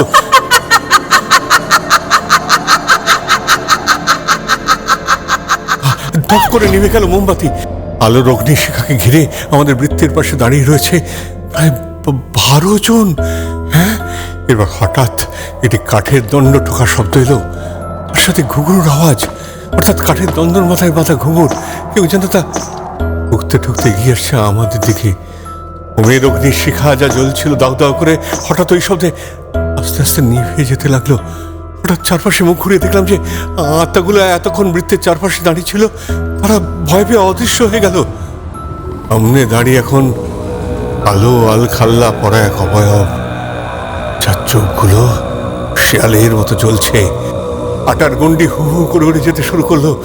ভয়ার তো চিনতে তাকালাম তরুণের দিকে, দেখলাম তরুণ আসনে বসে নেই, তার আসনে দাঁড়িয়ে আছে, আর তার চোখ দিয়ে বেরোচ্ছে আগুনের হলকা। হাতের মুঠিতে মহাদেবের ভস্য। তরুণ ছুড়ে গেল সেই ভস্য আত্মার দিকে। আত্মাটি জোর করে চিৎকার করে হওয়ার সঙ্গে বেরিয়ে গেল জানলার কাঁচি ভেঙে। তারপর সব শান্ত। তরুণ বলল, আলো আলো আলো জ্বালো। আলো জ্বালালাম। আলো জ্বালিয়ে তাকিয়ে দেখি তরুণ তার আসনে বসে। এখানে অনেক কিছু হয়েছে সুজন, অনেক নিরীহ মানুষের প্রাণ গেছে। এখন আমাদের খুব সাবধানে চলতে হবে। এখন আমাদের জীবন সংশয় হতে পারে, কারণ যারা সাহায্যকারী আত্মাদের বাধা দিচ্ছে তারা মোটেও সুবিধের নয়। তরুণকে আগে আমি কখনো এভাবে দেখিনি। তার এই রূপ দেখার পর তাকে একটা প্রণাম করলাম।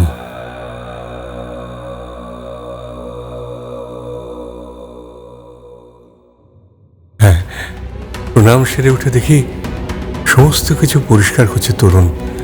আমিও হাত লাগালাম। তখন তরুণ বলল, কেউ বুঝতে না পারে কাল যেন এখানে কিছু হয়েছে, সেভাবে পরিষ্কার করতে হবে। হ্যাঁ, দুজনে মিলে ঘর পরিষ্কার পর আমি ঘরটা মুছতে শুরু করলাম। দেখলাম কিছু যেন একটা হিসেব মেলানোর চেষ্টা করছে তরুণ। খালি সারা ঘরে পায়চারি করছে।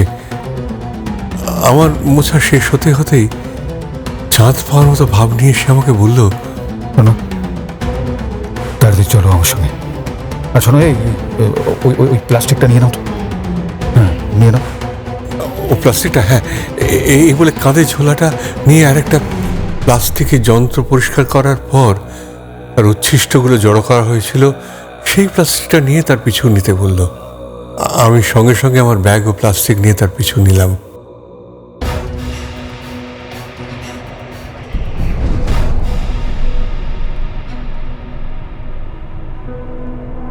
চুপির সাড়ে আমিও তরুণ দরজা খুলে,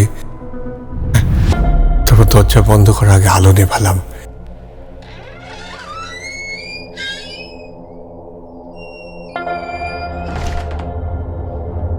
এরপর দালান পার হয়ে মূল দরজা, তারপর দরজা খুলে বাইরে বেরিয়ে দরজা বন্ধ করে গাড়ি বারান্দা পার হয়ে মেন গেটের দিকে এলাম। এ কি গেটের তালা এখন উপায়? আচ্ছা, চলো ওদিকে যাই। ওইদিকে? হ্যাঁ, এই বলে গেটের বাঁদিকে পাঁচিল ধরে হাঁটতে থাকলো। তারপর এক জায়গাতে পাঁচিল ভাঙা, মানে সেখান থেকে অনায়াসেই পাঁচিল টপকানো যায়। পাঁচিল টপকে বাইরে বেরিয়ে এত জোরে সে মেন রাজবাড়ির রোড ধরে স্টেশনের দিকে হাঁটতে লাগলো। এ তোর হাঁটা নয়, যেন ম্যারাথন রেস, মানে ছোটা বললেও ভুল বলা হবে না। 6 ফুট লম্বা মানুষের কাঁধে ঝোলা, হাতে টর্চ, আর তার পিছনে আমি 5.5 ফুট প্রায় দৌড়তে লাগলাম। তরুণ যেতে যেতে বললো, সেটা মনে আছে আমাদের প্রথম কোথায় আটকানোর চেষ্টা করা হয়েছিল? হ্যাঁ হ্যাঁ, মনে আছে। আমার মনে হচ্ছে যেখানেই আমাদের কাজের প্রথম সূত্র লুকিয়ে আছে, খুব বেশি ভুল না হলে আমার মনে হচ্ছে এখানেই আমাদের এখানে আসার উত্তর পাওয়া যাবে। চলো চলো চলো, তাড়াতাড়ি পাশে চলো। হ্যাঁ হ্যাঁ, এই বলে দৌড়ে পাশে এসে দাঁড়ালাম। হয়তো গাছটা এখন ওখানে পড়ে আছে। এসো। হ্যাঁ, আমি দেখলাম সেই গাছ পড়ে আছে। আমি আমার ব্যাগ থেকে টর্চটা বের করে আলো ফেললাম গাছের দিকে। ও কি যেন একটা সরে গেল না? হ্যাঁ, তোমাকে টর্চটা চালাতে কে বলেছে? ধমক খেয়ে সঙ্গে সঙ্গে টর্চ ব্যাগে। মধুমন্ত্রী। হ্যাঁ, এবার চলো। হ্যাঁ, গাছের কাছে এসে রাস্তা ঢালবে বাঁ দিকে, জঙ্গলের দিকে তরুণ নেমে যেতে লাগলো। অন্ধকারে চোখটা এখন অনেকটা স্বাভাবিক হয়েছে। তরুণ এবার আমার দিকে হাত বাড়িয়ে বলল, প্লাস্টিকটা এগিয়ে দেওয়ার পর প্লাস্টিকের এই উচ্ছিষ্ট জঙ্গলে মুঠো করে ছড়িয়ে দিল। যখনই ছড়ায় তখনই আগুনের ফুলঝুরির মতো চোখের সামনে চিরবির করে ওঠে। হঠাৎ মাথার উপর দিয়ে কয়েকটা বাদুড় উড়ে গেল।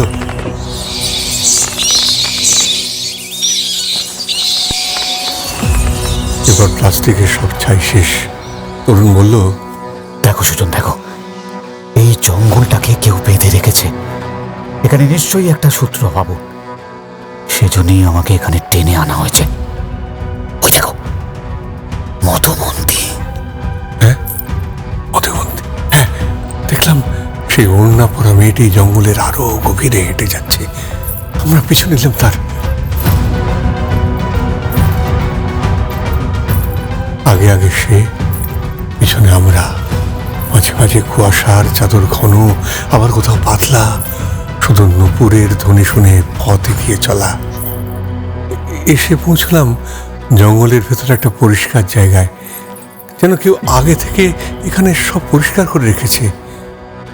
জঙ্গলের মাঝখানে এই পরিষ্কার অংশে মনে হয় নিশ্চয়ই কারোর রোজ আনাগোনা আছে। মহিলা অভাবটি মাঝখানে কোথায়? হ্যাঁ, মিলিয়ে গেল মহিলা। যাওয়ার আগে তরুণের কানে কানে বলে গেল, বিজয় হোক। মহিলা মিলিয়ে যাওয়ার পর তরুণ হাতে একটা ভস্য নিয়ে ছুড়ে দিল ওই খালি স্থানে। জায়গাটা একটা জলা জায়গা।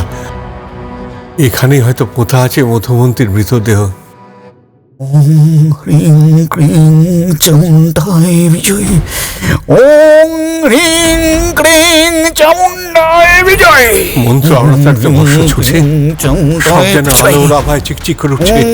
হঠাৎ সে তো ভস্য আকাশে উঠে গিয়ে ধোয়ার কুণ্ডলি তৈরি হলো। হঠাৎ পট পরিবর্তনের মতো দিনের আলোর মতো আলোময় হয়ে উঠলো চারপাশ। হ্যাঁ, দেখা যাচ্ছে 10-12 জন বিপ্লবী আমাদের গা ঘেঁষে ছুটে আসছে, আর পেছনে ব্রিটিশ পুলিশ গুলি ছুটতে ছুটতে তাদের পেছনে তাড়া করছে। এখানে সে ঘিরে ফেলো তাদের, আর উইলিয়াম জর্জের আদেশে মেরে ফেলা হলো তাদের। দূর থেকে ছুটে আসছে 10-11 বছরের মেয়েটা। মেয়ে আমার দাদাদের মেরো না বলছি, মেরো না।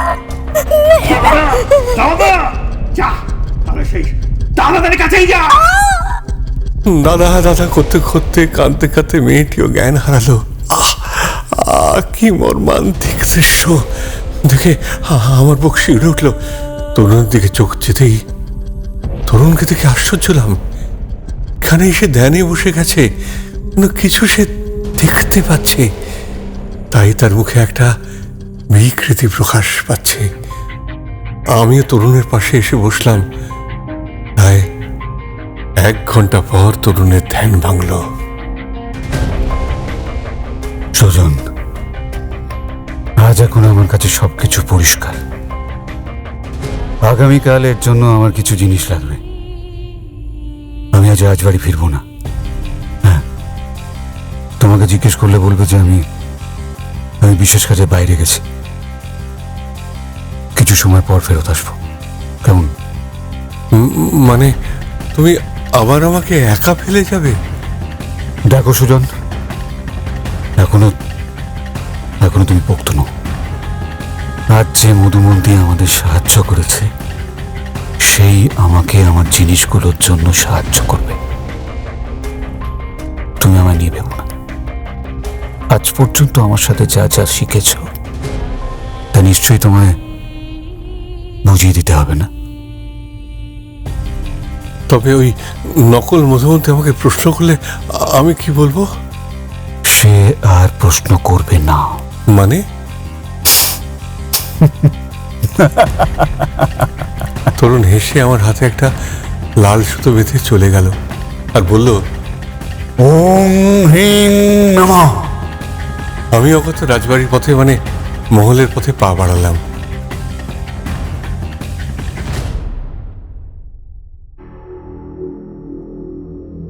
কিছু যে একটা বড় ধরনের কিছু হতে চলেছে তা স্পষ্ট।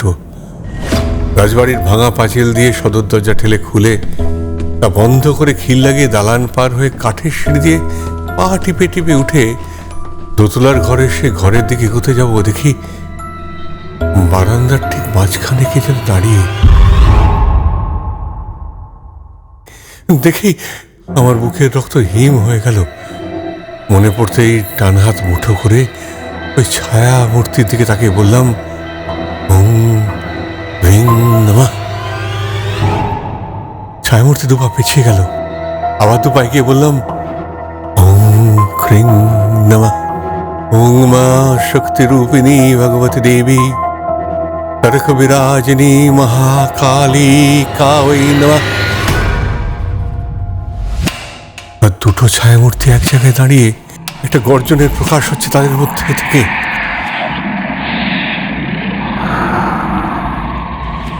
অপর ছায়ামূর্তিটা কি চেনা, সেই কাষ্ঠদণ্ড হাতে আল খাল্লাধারী। তাহলে এরা সেই দুই ভদাত্মা। এবার তারা পিছল না দেখে হাতে আমার ঝোলা থেকে মহাদেবের ভস্যটা বের করতে যাব, অমনি সঙ্গে সঙ্গে আল খাল্লাধারী আমার একদম মুখের সামনে এসে বলল, চলে যা এখান থেকে। কোথা থেকে যেন শক্তি ও সাহস এলো আমার মধ্যে। এতটুকু ভয় না পেয়ে বললাম, যাব না, তোকে মেরে তারপর যাব। এবার মহিলা প্রচন্ড চিৎকার করে সে আমার সামনে দাঁড়ালো। আমি এমনি ডান হাতে তাগা বাঁধা হাতটা দিয়ে তার দিকে চিৎকার করে বললাম, ওং হ্রিং চামুণ্ডায়। অঙ্গের সঙ্গে মাথার উপর বারান্দার ঝাড় ভেঙে পড়তে দেখলাম। কানের কাছে এসে তখন তরুণের আওয়াজ, সরে যাও। বেঁচেতেই ঝনঝন শব্দে ভেঙে পড়লো ঝাড়বাতি। পিছন ফিরতেই সব ভ্যানিশ, কিছুই নেই, ঝাড়বাতিও নেই। ঘড়িতে তখন 3টে বাজে। আমি ঘরে ঢুকে আলো জেলে মুখ হাত পা ধুয়ে আসন পেতে আলো নিভিয়ে ধ্যানে বসলাম। এমন সাহস আমার আগে কখনো আসেনি। বুঝলাম, ভয় পেলে, তবে ভয় দেখানো না পেলে অনেকাংশেই দুষ্ট অশরীরদের সঙ্গে মোকাবিলা করা যায়। চোখ বন্ধ করে জপ শুরু করলাম। চারপাশে মরা পচার গন্ধ যেন ভরে এলো। বুঝলাম, আমার বসতে না দেবার ছল। আমি আরো গভীরভাবে মনোনিবেশ করতেই হঠাৎ আমার মাথায় যেন কি ঠেকছে। গুরুকে প্রণাম করে চোখ খুলতে দেখি আমার নাকের ডগার কাছে কার দুটো পা ঝুলছে। ছ্যাত করে উঠল বুকটা। মাথা তুলতে দেখি গলায় দড়ি দিয়ে একজন ঝুলছে। তার চোখ যেন ঠিকরে বেরিয়ে আসছে। ভয়ে আমার ভেতরের হৃৎপিণ্ডের স্পন্দন যেন আমি শুনতে পাচ্ছি। জোরে জোরে শ্বাস পড়ছে।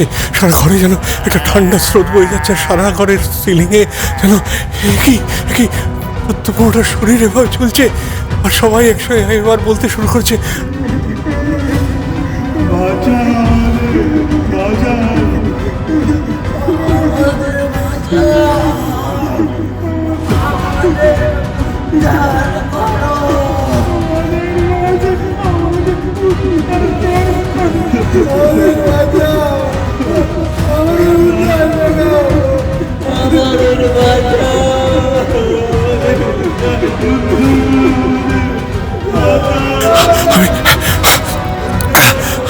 আমি প্রবল হামাচ্ছি।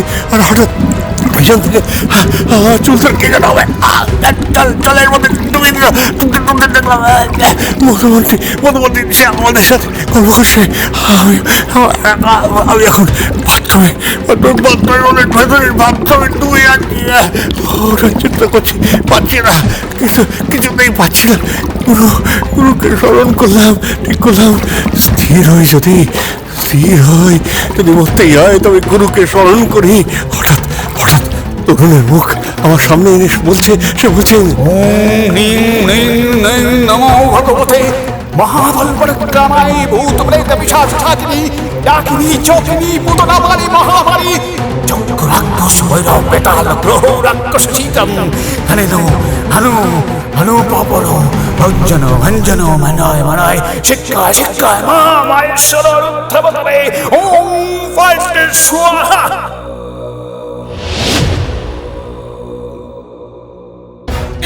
তো বড় সাহস আমার বাড়িতে এসে আমাকে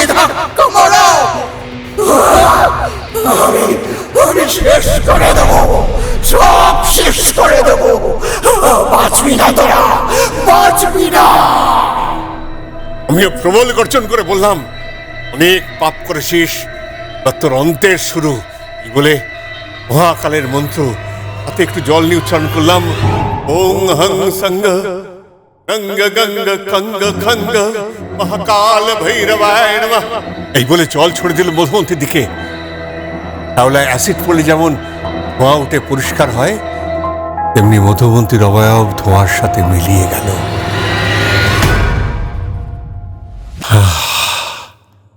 দম বন্ধ করা পরিবেশ যেন পলক ফেলা মাত্র উধাও হয়ে গেল। কিছুক্ষণ পর আমাদের ঘরের দরজায় কড়া নাড়ার শব্দ, শ্রীমন্তী দেবীর গলা। তরুণ বাবু, তরুণ বাবু, দরজাটা খুলুন প্লিজ। সুজন বাবু, দরজাটা খুলুন। এগিয়ে গিয়ে দরজা খুললাম, বললাম কি হয়েছে? শ্রীমন্তী বলল, দাদা, মায়ের অবস্থা খারাপ। মাকে মাকে হসপিটাল নিয়ে যেতে হবে। আপনারা বাড়িতে থাকুন, আমি হসপিটালে যাচ্ছি, পরে কথা হবে। হ্যাঁ হ্যাঁ, আসি। শ্রীমন্তী এক নিঃশ্বাসে সব কথা বলে চলে গেল। আমি কানা, তাই মনে মনে জানা কার বা কাদের জন্যে তোদের মায়ের এই হাল। দরজা থেকে বারান্দায় দাঁড়ালাম, দেখলাম পূবের আকাশ লাল, সূর্য উঠছে।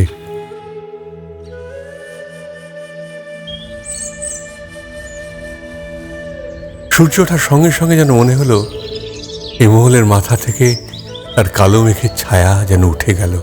আকাশ থেকে মাটিতে চোখটা নামাতেই দেখি আমার দিকে তাকিয়ে আমার গুরু হাসতে হাসতে আসছে।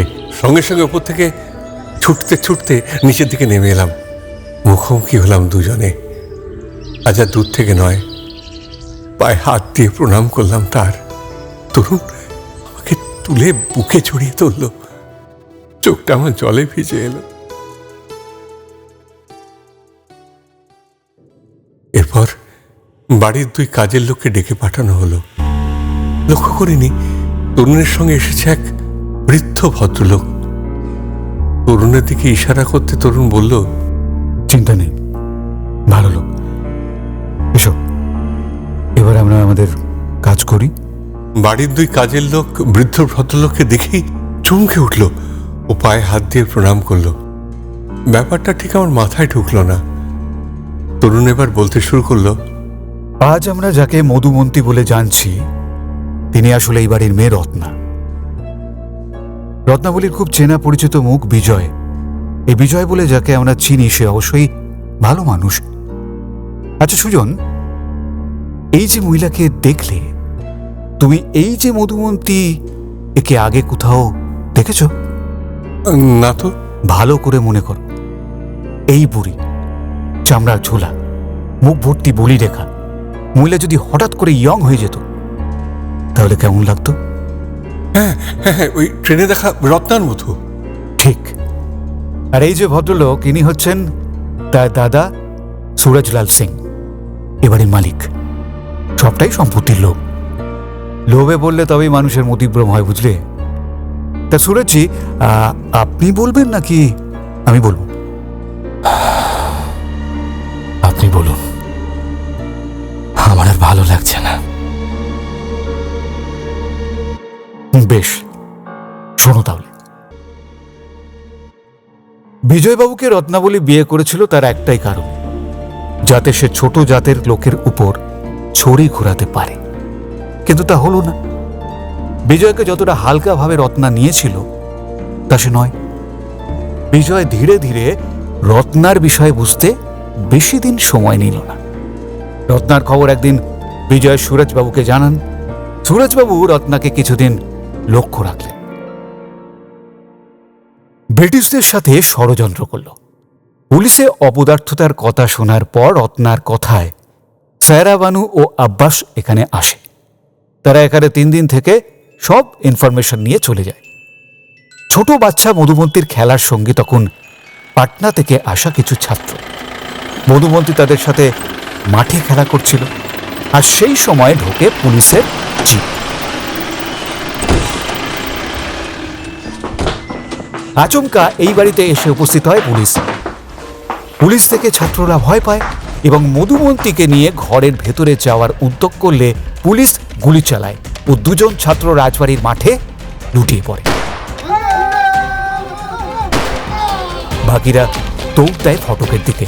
ফটক পার হয়ে জঙ্গল ও তারপরের ঘটনা তোমার জানা সুজন কি? হ্যাঁ, কিন্তু তারপর তো মধুমন্তীর জ্ঞান ফিরলে মধুমন্তী জমিদারের কাছে নালিশ করতে এই মহলের দিকে ছুটে আসে। কিন্তু এখানে এসে দেখে বড় হলে যেখানে ঝাড়লন্টন ঝুলতো, আজ সেখানে ঝুলছে বাড়ির লোকগুলোর গলায় দড়ি দিয়ে। দালানের থেকে উপরে সিঁড়ি দিয়ে উঠে দেখে রত্নাবলী জর্জের সাথে দাঁড়িয়ে আছে, আর বিজয়, জীবনলাল, ছবন, কুসুম সবাই এর হাত পা বাঁধা অবস্থায় মেঝেতে পড়ে। রত্নাবলী এমনই মহিলা যে মেয়ে হয়ে মেয়ের কদর করল না। কদর করলে মানুষ হতো, শয়তান হতো না। 10 থেকে 11 বছরের মেয়েকে তুলে দিল জর্জের হাতে। জর্জ সবার চোখের সামনে মধুমন্তীর দেহকে ছিঁড়ে ছিঁড়ে তার ইজ্জত নিল।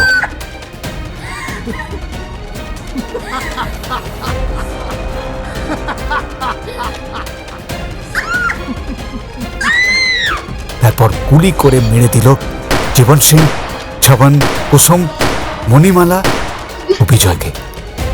সারাদিন টুকরে টুকরে কাঁদল মধুমন্তী। তার যৌনাঙ্গে খুব ব্যথা, সে উঠতে পারছে না।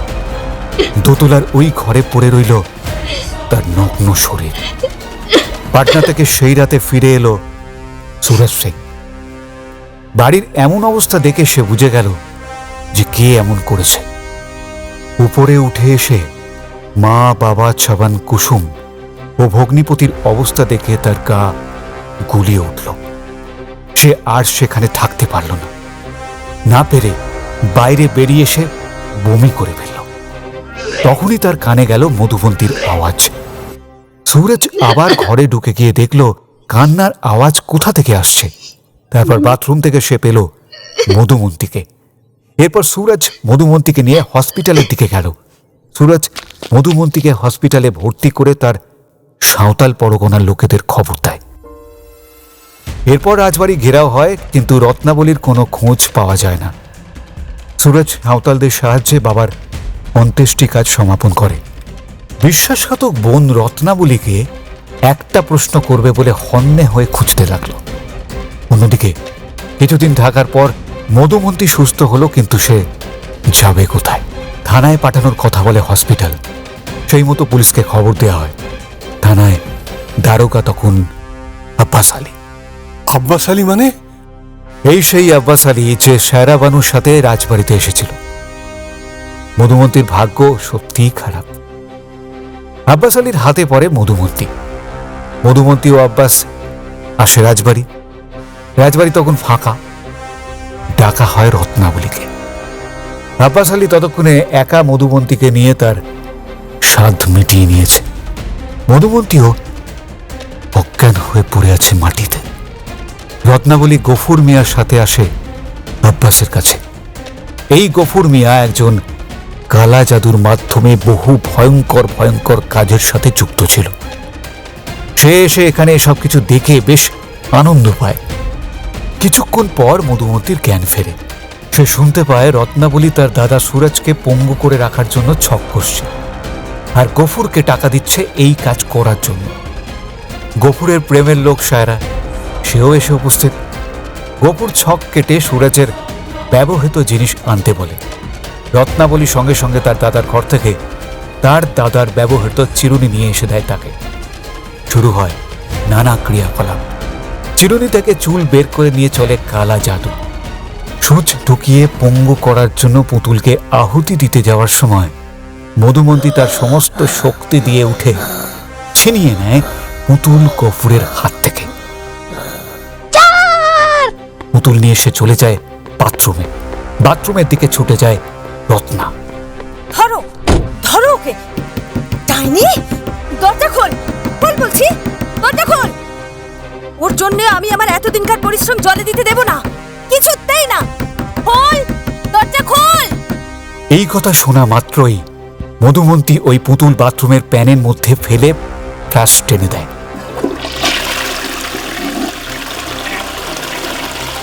ব্যাস, পুতুল তখন অন্য জায়গায়। রত্নাবলী তখন প্রবল রাগে ফেটে পড়ে। আব্বাসের সাহায্যে দরজা ভেঙে সে ঘরে ঢুকে। এই ডাইনি, এই তুই আমার কাছে ব্যাঘাত ঘটাতে এসেছিস? ব্যাঘাত ঘটাতে? পুতুল কই, পুতুল কই, পুতুল কই? মধুমন্তী প্যানের দিকে আঙুল দেখায়। রত্নাবলী রেগে গিয়ে কোনো দিকে না তাকিয়ে মধুমন্তীকে বাথটবে শুইয়ে জল চালিয়ে দেয়। এরপর রত্নাবলী ও মধুমন্তীর দুর্বল দেহ কতক্ষণ আর লড়াই করবে? কিছুক্ষণের মধ্যেই মধুমন্তীর ফুসফুস জলে ভরে যায়। মধুমন্তী মারা যায়। এখানেই শেষ নয়। সেদিন এ অঞ্চলকে বাঁধতে ও এ বাড়িতে যাতে কেউ কোনোভাবে অধিকার কায়েম করতে না পারে, তার জন্য আবার বসে কালা জাদুর অন্য আসর। দুজন পাহারাদার ও একজন জগ কপুর সায়রাবানুর খুন ও নিজের খুন একসাথে করে মন্ত্র পড়তে শুরু করে ও আগুনে উৎসর্গ করে। এখন দুজন লোক দরকার। সব ব্যবস্থা হয়ে যাবে, চিন্তা করবেন না। আপনারা আপনাদের কাজটা ঠিক করে করুন, তা না হলে কিন্তু ডান নিয়ে ফেরত যেতে পারবেন না, এই কিন্তু বলে দিলাম। বন্দুকের ডগায় রেখে কাজ করতে শুরু করলো আব্বাস। ভয়ে গফুর মন্ত্র পড়তে শুরু করলো। জগ হিসাবে মধুমন্তীর লাশ তুলে আনা হলো বাথটব থেকে। শাড়ি পরিয়ে মাথায় ওড়না দিয়ে শুইয়ে দেয়া হলো গফুরের কালা জাদুর গোল বৃত্তের মধ্যে। রত্নাবলী দেখল গফুরের মন্ত্রের জোরে মধুমন্তীর শরীর বাড়ছে। সে এখন প্রাপ্তবয়স্ক। এবার যখন দুজনের আহুতির প্রয়োজন হলো, তখন দুটো গুলি ছুটল। একটা গফুর ও একটা সায়রার শরীর ভেদ করল। পড়ে গেল তারা আগুনে।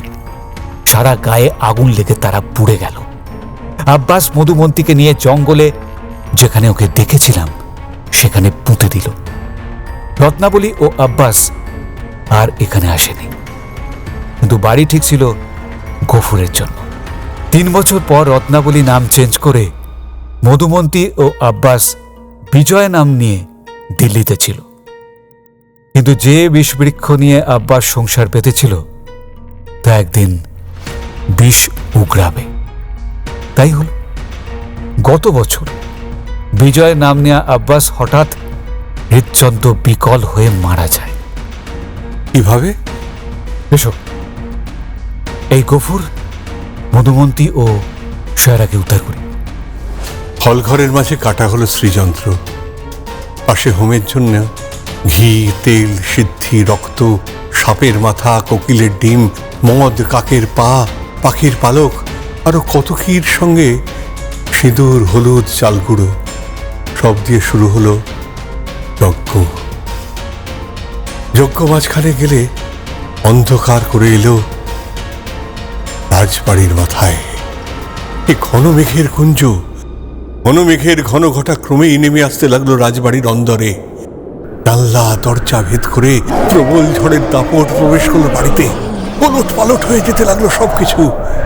কিন্তু যে গণ্ডির মধ্যে বাড়ির কাজের লোক, তরুণ, আমি, সুরাজ দাঁড়িয়েছিলাম, সেখানে ঝড় প্রবেশ করতে পারছে না। সেই কালো মেঘ কখন দানব হয়ে গিলতে আসছে, কখনো সাপ হয়ে ফনা তুলছে।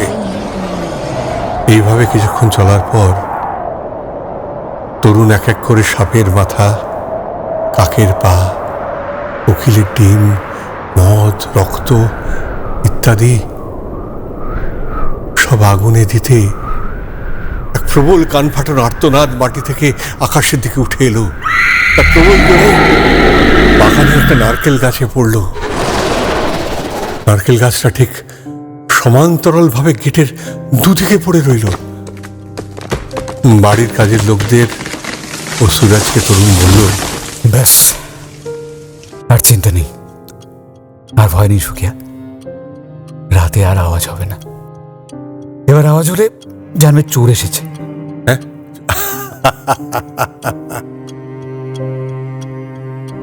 শ্রীমন্তী রাজবাড়ির ফিরে এসে তরুণের কাছে সব কথা শুনল। বিকেল 6টা নাগাদ হঠাৎ তার মা মারা গেছেন। মা বাবা যে পাপ করেছে তার প্রায়শ্চিত্ত সে কিভাবে করবে তাই জানতে তরুণের শরণাপন্ন হলো। তরুণ বলল, দেখো, মামাকে বাবা মনে করো। এক মাকে হারিয়ে দুটো মা পেয়েছ, কেমন? ভালো থেকো। যাক, অবশেষে আমাদের এবার গোটানোর পালা। তাহলে কি সুজন? হ্যাঁ। তাই রাতে রত্নলের ঘাট কাজ মিটিয়ে পরদিন সকালে ভালো করে খেয়ে যেই উঠলাম তখনই তরুণ বলল, বলছি আজ কিন্তু আরেকটা জায়গা। আবার কোথায়? দার্জিলিং। দার্জিলিং? এই কাজে নয় তো, বেড়াতে। বেড়াতে। চলো চলো।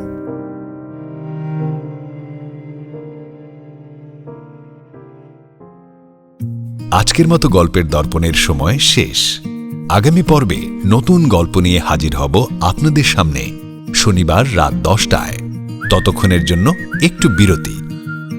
নানা স্বাদের নতুন নতুন গল্প শুনতে চাইলে আমাদের চ্যানেলকে সাবস্ক্রাইব করুন। সবার আগে নোটিফিকেশন পাওয়ার জন্য বেল আইকন ক্লিক করুন।